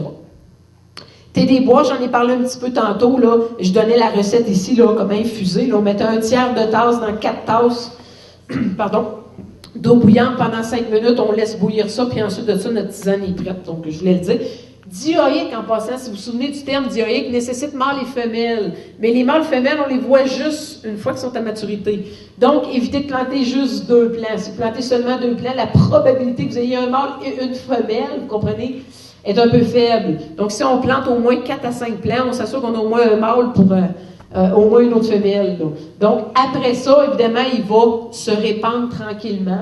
Donc, après ça, si vous voyez que vous avez, exemple, 4-5 mâles qui ne produisent pas, puis seulement 3 femelles, vous pouvez éliminer des mâles. Puis ensuite de ça, les femelles, eux autres, vont faire des petits, vont se multiplier par la base, puis à ce moment-là, vous allez vous retrouver avec une table beaucoup plus fournie en fruits. Donc, le Growth Terrier Procumbens, hauteur 10 à 15 cm, hein, c'est vraiment un couvre-sol, ça reste vraiment, vraiment, vraiment petit. L'espacement 30 à 40 cm pour les planter. Puis il peut pousser sous les conifères. Souvent, les gens ont des conifères, ils ne poussent pas grand-chose en dessous de ça, c'est vraiment merveilleux. Puis une bonne haleine. Le sureau, vous connaissez le Sambucus canadensis, le sureau qui est comestible, qu'on se sert pour faire des colorants alimentaires. Très, très, très, très, très coloré, évidemment. Vraiment super belle plante, hein? Super belle floraison. Il y a des cultivars qui vont donner des fleurs beaucoup plus grosses. Il y a des floraisons qui vont il y a des cultivars qui vont donner des fruits plus gros, moins sucrés. Il y en a qui vont donner des cultivars avec des fruits plus petits mais plus sucrés. Donc, vraiment, vraiment super beau dans le cas du Sambucus canadensis, qui est son nom latin. Donc, il est indigène, évidemment. Il y a des cultivars, évidemment, qui proviennent des variétés indigènes. La croissance est très rapide, hauteur à peu près 3 mètres par 3 mètres, mais ça, c'est dans le maximum. Les fruits comestibles, évidemment, on en fait des tartes, sirops, gelés, colorants, surtout dans l'industrie alimentaire. Il est très versatile, évidemment, des sols humides ou plus secs. Les gens, des fois, disent « mon sol est lourd, c'est humide, tout ça ». Le sureau s'adapte vraiment très bien. Le cassis aussi, en passant. Un des rares fruitiers qu'on peut mettre, évidemment, sur le bord de l'eau et en plus très décoratif. Pas besoin de vous dire aussi que les oiseaux les adorent. Donc, si vous n'aimez pas les oiseaux, vous n'aimerez pas le sureau. Vigne à raisin. Il y a des cultivars vraiment super bons. Souvent, les gens disent « ma vigne est bien belle, là, mais elle n'est pas mangeable. » Mais il y a des cultivars vraiment de raisins de table. C'est ça que je viens de parler aujourd'hui. Évidemment, il existe des cultivars pour faire du vin. Nous, il faut que ça se mange, comme je vous ai dit. Donc, le raisin de table, le rouge, le vert, le bleu, je vais vous montrer des cultivars qui sont intéressants. Ils sont rustiques pour le Québec, ceux que je vais vous présenter évidemment, qu'on les classe pour V, T, G ou J, là, pour le vin, pour table, pour faire de la gelée ou pour faire du jus. Donc, les lettres veulent dire ça. Facile à cultiver, évidemment, un goût vraiment intéressant. Puis quand je dis intéressant, là, on n'en mange pas juste un, c'est la preuve qu'il est bon. Maturité aussi, il arrive à maturité au Québec. Il y a une exception, je vais vous en parler tout à l'heure, peut-être à éviter dans la région. L'espacement, toujours 2 à 5 pieds. Du 2 pieds, là, c'est du haute densité. Évidemment, si on plante des plants à 2 pieds, il va falloir les tailler sévèrement, puis on peut aller jusqu'à 5 pieds. Sinon, on peut aller plus, évidemment. À ce moment-là, il y a une perte d'espace ou, dans le cas de quelqu'un qui voudrait circuler entre les plants. Un sol profond, évidemment, léger, caillouteux, avec un bon drainage. Donc, jamais oublier, là, on ne met pas une tonne d'azote là-dedans au printemps. Souvent, la vigne aime les terrains où est-ce qu'ils ont de la misère, où est-ce qu'il y a des sols pauvres. Donc, il faut éviter la surfertilisation de la vigne. Somerset, je vous dirais, qui est le plus connu des raisins de table. Aucun pépin à l'intérieur, zone 3, vraiment, vraiment, vraiment sucré. Écoute un petit peu les fraises. Vraiment intéressant, donc des baies rouges, il est très hâtif. On peut le manger au mois d'août. Puis si vous le laissez sur le plant, il reste quand même assez longtemps, il va maturer encore plus. Il va venir encore plus rouge, plus sucré, puis on peut le manger même en septembre. Donc vraiment, vraiment une variété à retenir, vraiment intéressant. Goût de fraise, auto-fertile, mais évidemment, auto-fertile, par contre, si on ajoute un autre cultivar différent, donc 2 plants de Somerset, ça ne fonctionne pas, une autre variété différente, il va produire beaucoup plus. Et c'est vraiment agréable de cultiver ses propres raisins. On va chercher un petit panier avec des ciseaux, on coupe nos grappes. Ils sont, je vous le dis, c'est vraiment, vraiment super bon. Bonne résistance aux maladies, plein soleil évidemment. Très productif, vigoureux, sans pépins. Puis lui, on s'en sert pour la table ou le jus. Oui? Question pour les vignes. Oui. Tu les laisses monter à quelle hauteur? Ça dépend. Il y a plusieurs façons de tailler la vigne. Il y a des gens, même, on l'a vu récemment la Semaine verte, même un producteur, M. Bartomeuf, je ne sais pas si vous connaissez, c'est l'inventeur du site de glace au Québec. M. Christian Bartomeuf, lui, il y a des nouvelles techniques qui arrivent de la France. Il y a une mode, disons, là, un nouvel système de conduite. Il ne taille à peu près plus les vignes. Le fait de moins tailler les vignes, ils vont avoir une récolte plus égale à chaque année. Ils vont mettre des gros piquets de sel, puis ils vont les faire monter là, facilement jusqu'à 8 pieds de haut. C'est une autre technique qui est nouvelle, ça fonctionne très bien. Ils se rendent compte qu'ils ont moins de maladies dedans, parce qu'il ne faut pas oublier que quand on taille, évidemment, si on ne taille pas dans le bon temps, si on ne taille pas quand c'est le temps, à ce moment-là, on peut voir apparaître des maladies. Aussi, le fait de surélever les plants un petit peu plus haut, moins d'humidité au sol, donc moins de risque de champignons, meilleure circulation entre les plants. Si on y va avec la technique traditionnelle, bien à ce moment-là, on va les mettre sur un système de broche à peu près 4 pieds de hauteur. On va les faire partir souvent d'un côté et d'autre. Il y a plusieurs façons. Vous pouvez acheter 4 livres qui vous montrent 4 façons différentes. On s'inscrit absolument à toutes les formations qui donnent sur la taille, puis on sort de là, puis on taille nous comme on aime tailler, en gros. Puis ce n'est pas obligatoire. Il y a des gens qui ne taillent presque pas. Évidemment, si on a des branches mortes, c'est des branches qu'on voit qui ne produisent vraiment pas. Tout ça, on va tailler, mais sincèrement, il n'y a pas aucun producteur qui taille de la même façon. Le Trologan, qui est un raisin bleu sans pépins, qui pousse très bien en zone 4. En zone 3, ce serait peut-être plus difficile par contre. Les baies sont très sucrées, auto-fertiles, mais, comme je l'expliquais dans le cas du Somerset. Évidemment, plein soleil. Lui, il est prêt à fin septembre, un petit peu plus tard. Très productif. Bonne résistance aux maladies, ce qui n'est pas le cas de la plupart des vignes à raisin bleu. Sans pépins, ce serait, je vous dirais, pas mal le seul sans pépins que je recommanderais dans la région. De table et de jus. Donc, pour manger plus frais, quand je parle de table, et de jus, évidemment, il fait un excellent jus de raisin. Le Prairie Star, qui est très, très, très, très, très rustique, vraiment intéressant aussi, qui est un raisin plus jaune doré, goût de miel et de prune jaune. Pour n'importe quelle sorte, il faut vraiment attendre que le raisin soit pleinement à maturité. Si vous mangez un Prairie Star qui lui manque 7 jours de maturité, il peut être un petit peu acidulé puis moins intéressant. Si on le mange vraiment à maturité, il est intéressant. Donc, lui, on peut manger frais, puis on peut aussi faire du vin, ce qui est assez rare pour les variétés de vignes. N'oubliez pas là, que les meilleurs à manger frais, souvent, ils ne font pas du bon vin. Puis les meilleurs pour le vin, c'est rare qu'ils sont bons à manger frais. Mais il y en a qui ne sont polyvalents. Dans le cas de lui, quelqu'un qui dit, je voudrais m'emporter quelques plants pour le fun, sachez qu'un plant de vigne va donner à peu près une bouteille. Donc, si vous plantez à peu près 5 plants, ça va vous faire à peu près une production de 5 bouteilles par année. C'est intéressant quand même. Donc, j'ai marqué une vigne, une bouteille, là, c'est juste pour le plaisir. Je vous donne un autre truc qui est vraiment intéressant. Des fois, vous achetez une vigne, disons Concorde. Vous connaissez le raisin de l'Ontario, Concorde? Vous achetez du Concorde, c'est zone 5. Il y a beaucoup de gens qui ont planté du Concorde, malheureusement. Pourquoi ils ne produisent pas? La raison est que les bourgeons à fruits vont geler l'hiver. Qu'est-ce qu'on peut faire pour ça? Puis d'autres, je vous nommerai là, plein de variétés zone 6 qui poussent très bien chez nous. Pour quelle raison? On pourrait tricher encore là. Donc, la façon de tricher, c'est de les installer encore là sur un système de broche. Mais dans le bas, vous mettez des pentures. Vous savez ce que je veux dire? Des pentures. Puis, pfiou, on le couche pour l'hiver. Puis, quand au printemps, on les relève. Tout. Fait que la neige les a recouverts complètement. Puis, mettre n'importe quel raisin que vous enchante, zone 5, zone 6, zone 7, ils poussent tout très bien. La seule chose à faire attention, il faut qu'il y ait assez de journées sans gel dans votre région pour la variété. Le meilleur exemple, c'est le Montréal Blues. Je crois que j'en ai, je vais vous montrer. Un raisin super bon, sans pépins. Tantôt, je l'ai dit, il y en a juste un que je vous conseille sans pépins. Lui, je vous le conseille juste en zone 5. Ou dans le sud de la province, où est-ce qu'ils ont plus de journées sans gel. C'est pas qu'il n'y a pas la capacité de résister au froid. C'est qu'il manque des journées sans gel pour arriver à maturité. Donc, tous les gens qui l'ont planté en zone 4 sont déçus, évidemment, parce qu'il n'est jamais bon, il n'est jamais bleu, il n'arrive pas à maturité, il reste petit. Donc, faire attention à ça. Donc, le système de penture peut être un truc vraiment intéressant pour plein les fruitiers. Ça peut être vraiment intéressant. Le K-Gray, souvent, on va le conseiller là, dans les zones plus au nord. Les gens disent, je veux un bon raisin à manger frais. On va attendre qu'il soit complètement mûr, évidemment, avant de le manger. Mais pour une zone 3, c'est merveilleux. Donc, le K-Gray va être intéressant pour ça. Très sucré. Un goût d'agrumes pour les gens qui aiment les agrumes sucrés. Lorsque bien mûr, plein soleil, évidemment. Lui, par contre, a des pépins. table, gelée ou vin. Donc, on peut le manger frais. Il fait une excellente gelée de raisin. C'est un des meilleurs pour ça. Puis, il peut faire un excellent vin, encore là, un blanc, une bouteille. Le Montréal Blues, comme je vous ai expliqué tout à l'heure, plus sensible aux maladies aussi. Celui qui n'arrive pas à maturité. Donc, je vous le montre pourquoi, parce que je ne vous le conseille pas. Puis, je veux que vous le sachiez. Le Radisson, super raisin, il fait un excellent vin. Puis, il a juste été planté au départ pour le vin. Il n'a jamais été planté pour... il n'a jamais été vendu pour du raisin de table. Jamais qu'on voit ça. Puis, quand on arrive chez les producteurs, ils disent « Hey, nous autres, dans le temps du vin, on en mange, il est bon. » On dit « Voyons. » Pourtant, ce raisin-là, il est juste pour le vin, on ne comprend pas. Puis, quand on écoute, on comprend pourquoi que les producteurs, ils en mangent. Finalement, on se rend compte qu'il y a d'autres variétés aussi qui sont très bons pour le vin, mais qui peuvent aussi être mangés frais. Donc, nous, on classe de table, mais vous allez souvent juste le boire pour le vin. Le Brianna, c'est le meilleur des jaunes. Vraiment super bon. Vraiment.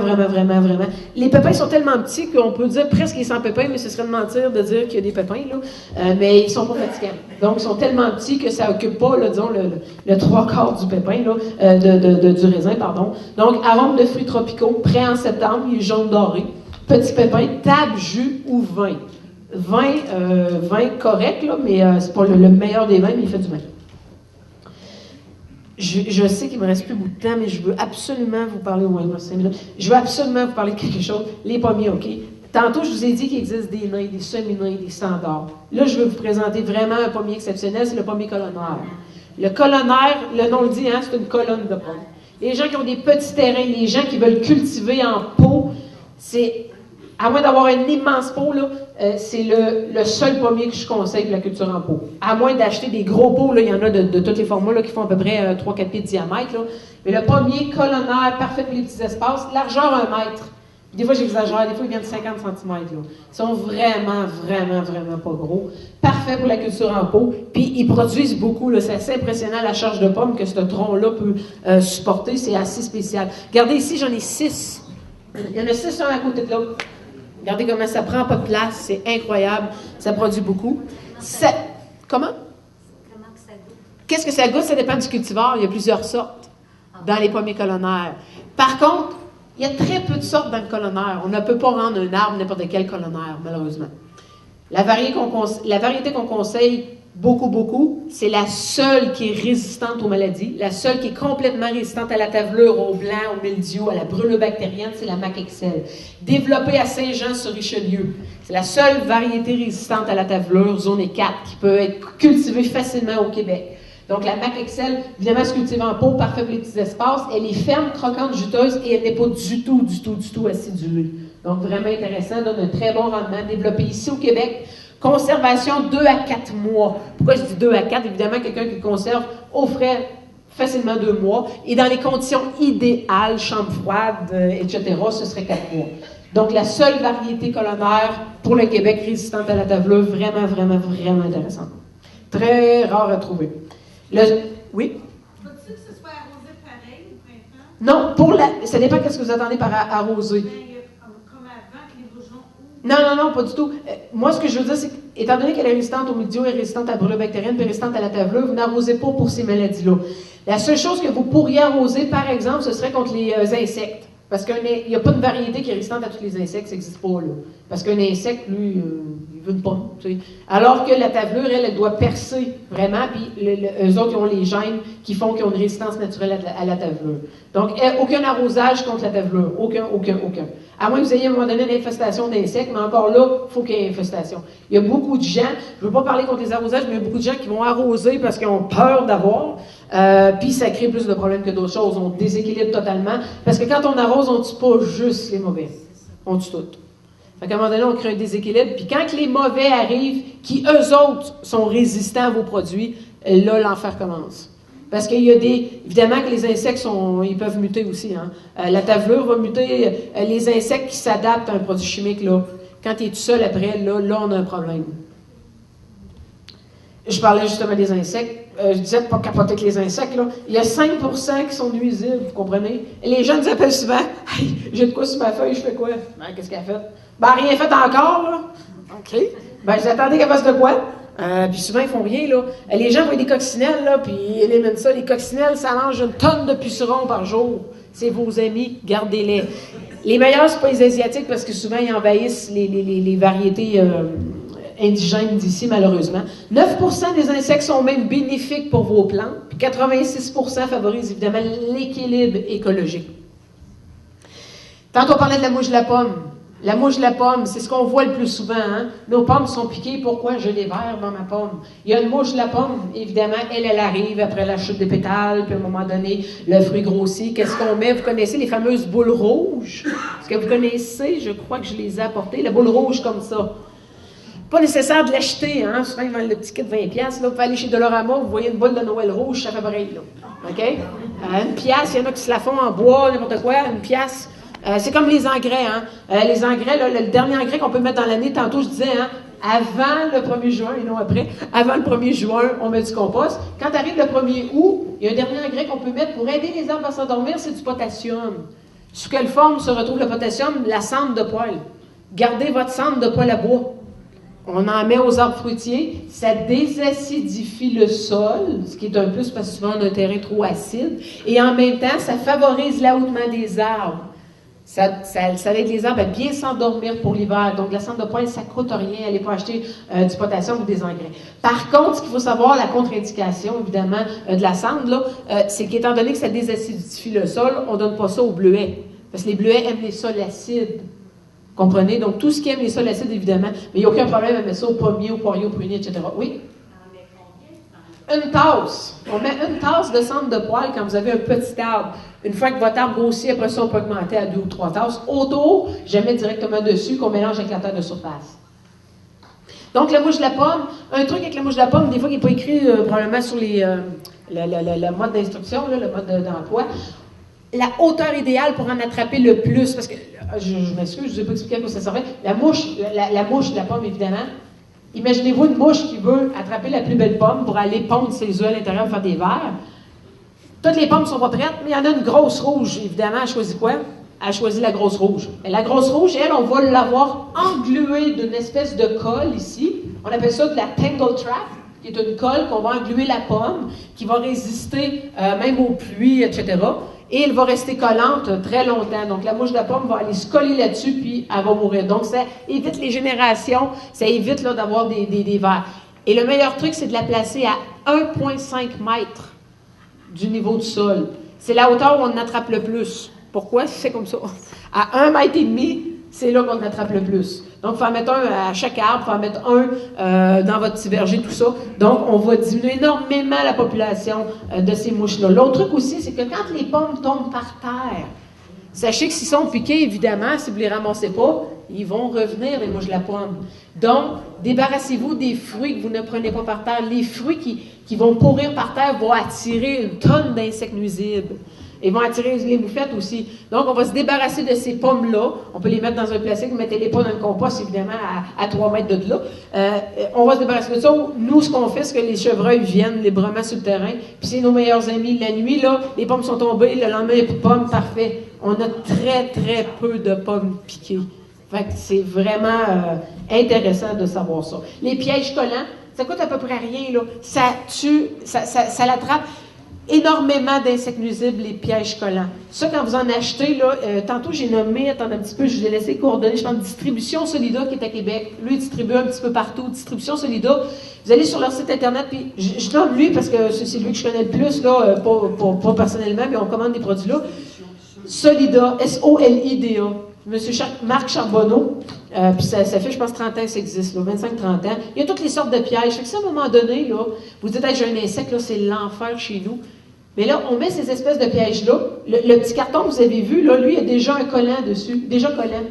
Et quand l'insecte arrive là-dessus, c'est là que vous pouvez faire ce qu'on appelle le dépistage. C'est quoi l'insecte? C'est bien beau de dire j'ai un insecte, mais la façon d'attraper l'insecte, il faut d'abord l'identifier. Il y a plein de petits livres qui existent sur les insectes, puis louez ça à la bibliothèque. Une fois que vous l'avez identifié, vous pouvez aller voir sur Internet, là. Une fois que vous l'avez identifié, vous dites OK, c'est ça. Mais lui, il va vous dire, Distribution Solida, vous avez tel insecte, vous avez un problème avec ça, bien, à telle période de l'année, 8 jours après la chute des pétales, vous l'installez à 1,5 mètre, vous mettez un carton jaune, ou pour cet insecte-là, vous mettez un carton blanc, vous allez les attraper comme ça. Vraiment, vraiment, une lutte biologique, pas besoin d'arroser rien, puis vous en attrapez vraiment beaucoup avec ça. Puis il y a même un petit système, je ne sais pas si vous le voyez sur l'écran. Oui, vous le voyez ici, là, il y a des petits carreaux. Ça vous permet d'y compter. Tu sais, il y en a plein, là. Fait que là, ben, vous dites par carreau, il y en a tel, multiplié par 13, là. Fait que c'est vraiment fait pour ça, c'est vraiment intéressant.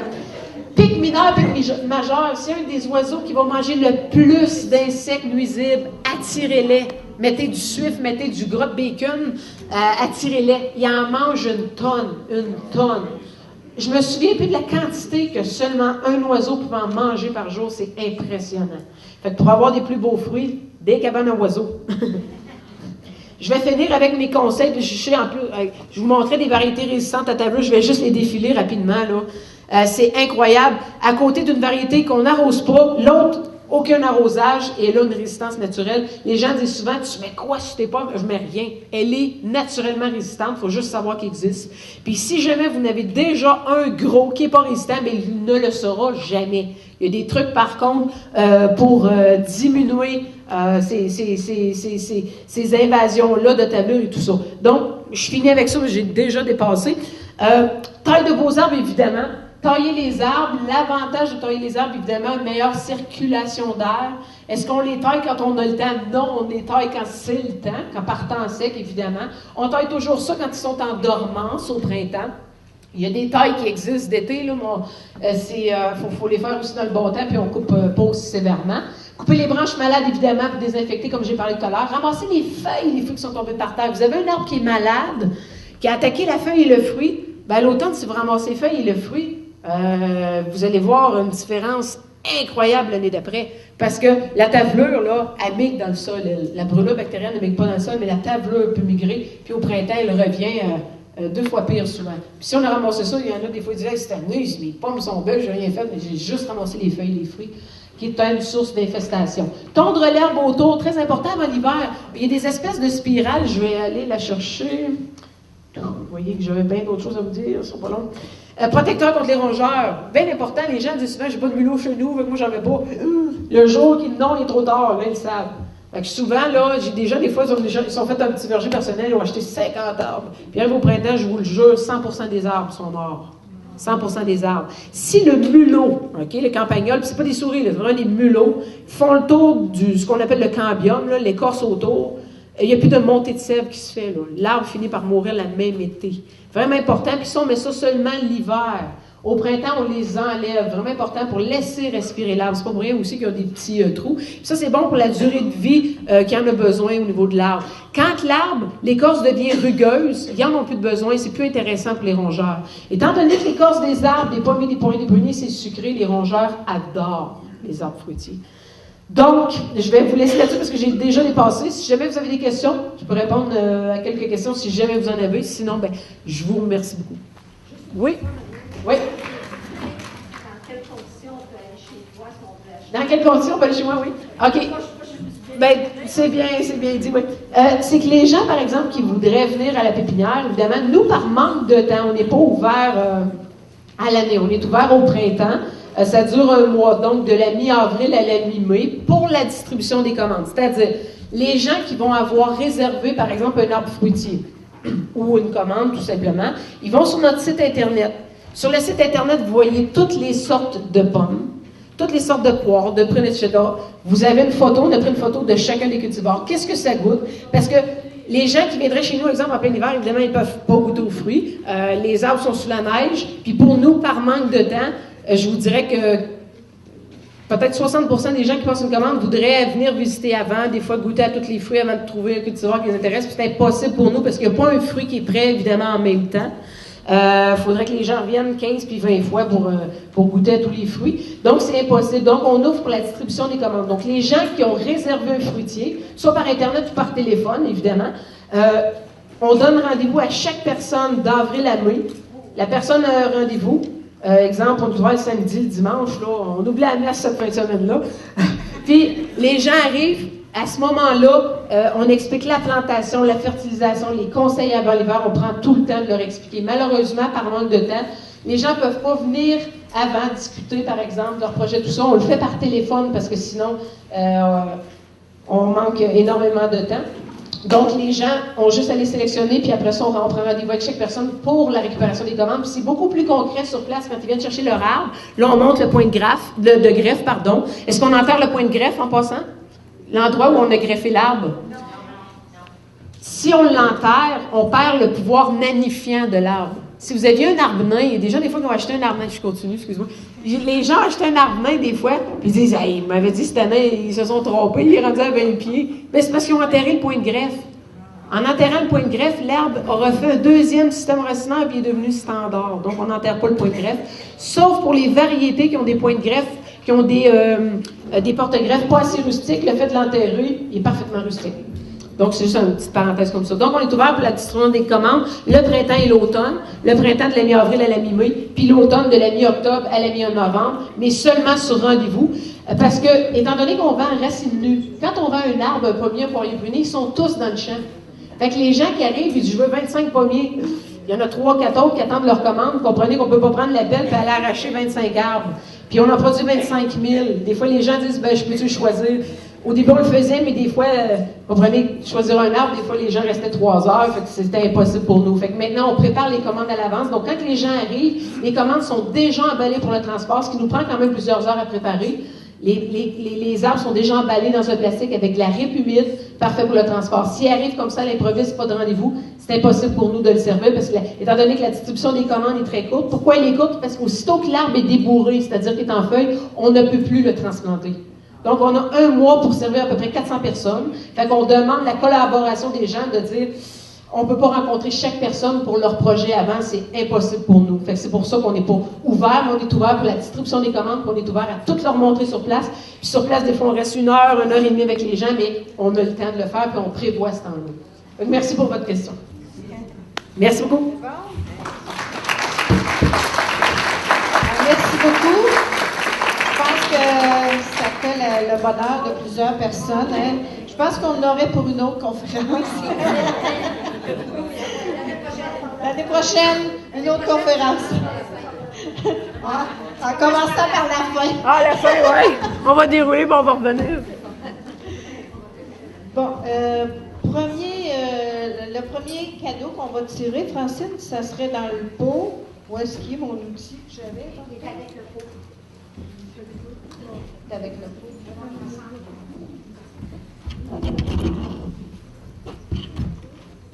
Où tu l'as mis, Carole, l'outil que j'avais tantôt? Elle l'a mis avec le pot. En attendant l'outil, je veux vous dire qu'à notre prochaine conférence, ne manquez pas, on aura un petit cocktail à vous servir quand vous allez arriver, une petite dégustation, puis ensuite on aura la conférence de Mme Lily Michaud. C'est un tout autre genre de culture, là, c'est le jardinage en pot. Alors, ça va être intéressant quand on n'a pas un grand terrain, on va mettre ça sur notre balcon. Je pense que ça va nous intéresser d'une autre façon. Bon. C'est pour tailler, c'est Comment? ça. Oui. Ah, moi, j'ai fermé mon ordinateur. Non. Le premier tirage, c'est pour une personne qui nous a amené un nouveau membre. Alors, on va faire un tirage comme ça là, jusqu'au mois de juin, les 3 mois qui restent. Bon, alors, c'est Chantal Pomerleau. C'est Chantal Pomerleau, c'est... Oh oui, Chantal. Je te connais, là.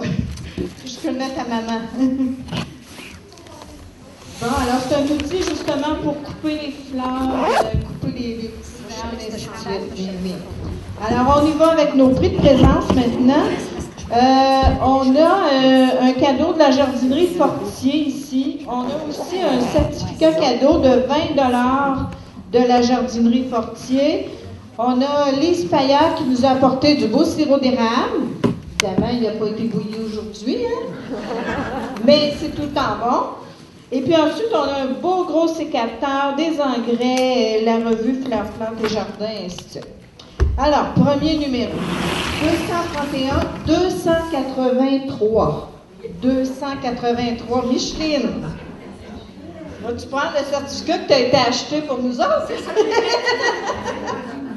Ben, merci beaucoup, Micheline. C'est ça que je prends. Ben, C'est correct. 231, 260. 231, 260. On change de bout complètement. Votre nom, donc, madame?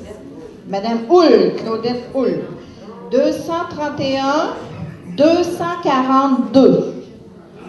242. Ah, super. Peut-être moi. Non. 242. Facile, peut-être? Donne-moi un autre en attendant. 231, 303. 303. Un monsieur qui s'en vient. 303. Bon, votre nom, monsieur? Monsieur Bourgault. Est-ce que c'est toi, Francine? Bon. 242, ça c'est Francine. Donne-moi un autre.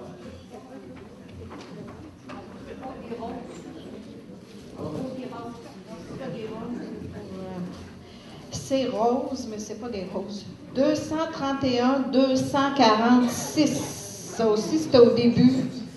246. C'est vous, Françoise? Bon, Madame Françoise Lacasse, faites attention au fil, hein? 231, 244. C'est Lisette. Bon, les gens qui sont arrivés de bonne heure sont récompensés, on dirait. 231, il y a Lisette là, qui s'en vient. Ensuite, ça sera 231, 250. 231, 250. Madame Dolores. Je ne sais pas votre nom de famille. Dolores, c'est tellement beau. 231, 273. 231, 273. Oh mon Dieu. Je cherche votre nom. Julie Pellerin. Pellerin. Ouais. Bravo. 231, 284. Bon, là. Merci à Lise Paillard pour tous ces beaux produits. 284, Angèle. 231, 254. 254.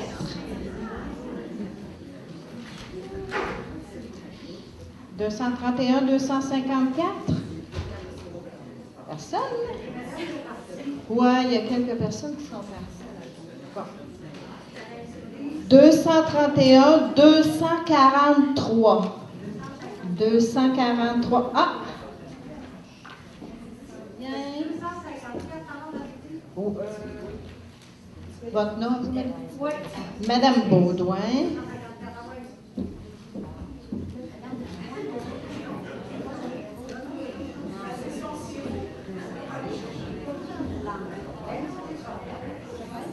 Bon. Est-ce que tu veux en prendre un, Lise? Les gens qui donnent, hein, ils n'aiment pas ça recevoir. 231, 286. 286. Monsieur Lachance. 231, 251. Ah! Votre nom de famille, c'est quoi donc? Monsieur Sarah. Et le dernier, je pense, 231, 307. 307. Bon, quelqu'un qui s'en vient. N'oubliez pas de vous prendre un petit programme de nos activités puis d'apporter ça à votre voisin ou votre voisine là, hein, pour qu'on soit plus la prochaine fois. Merci beaucoup de votre présence.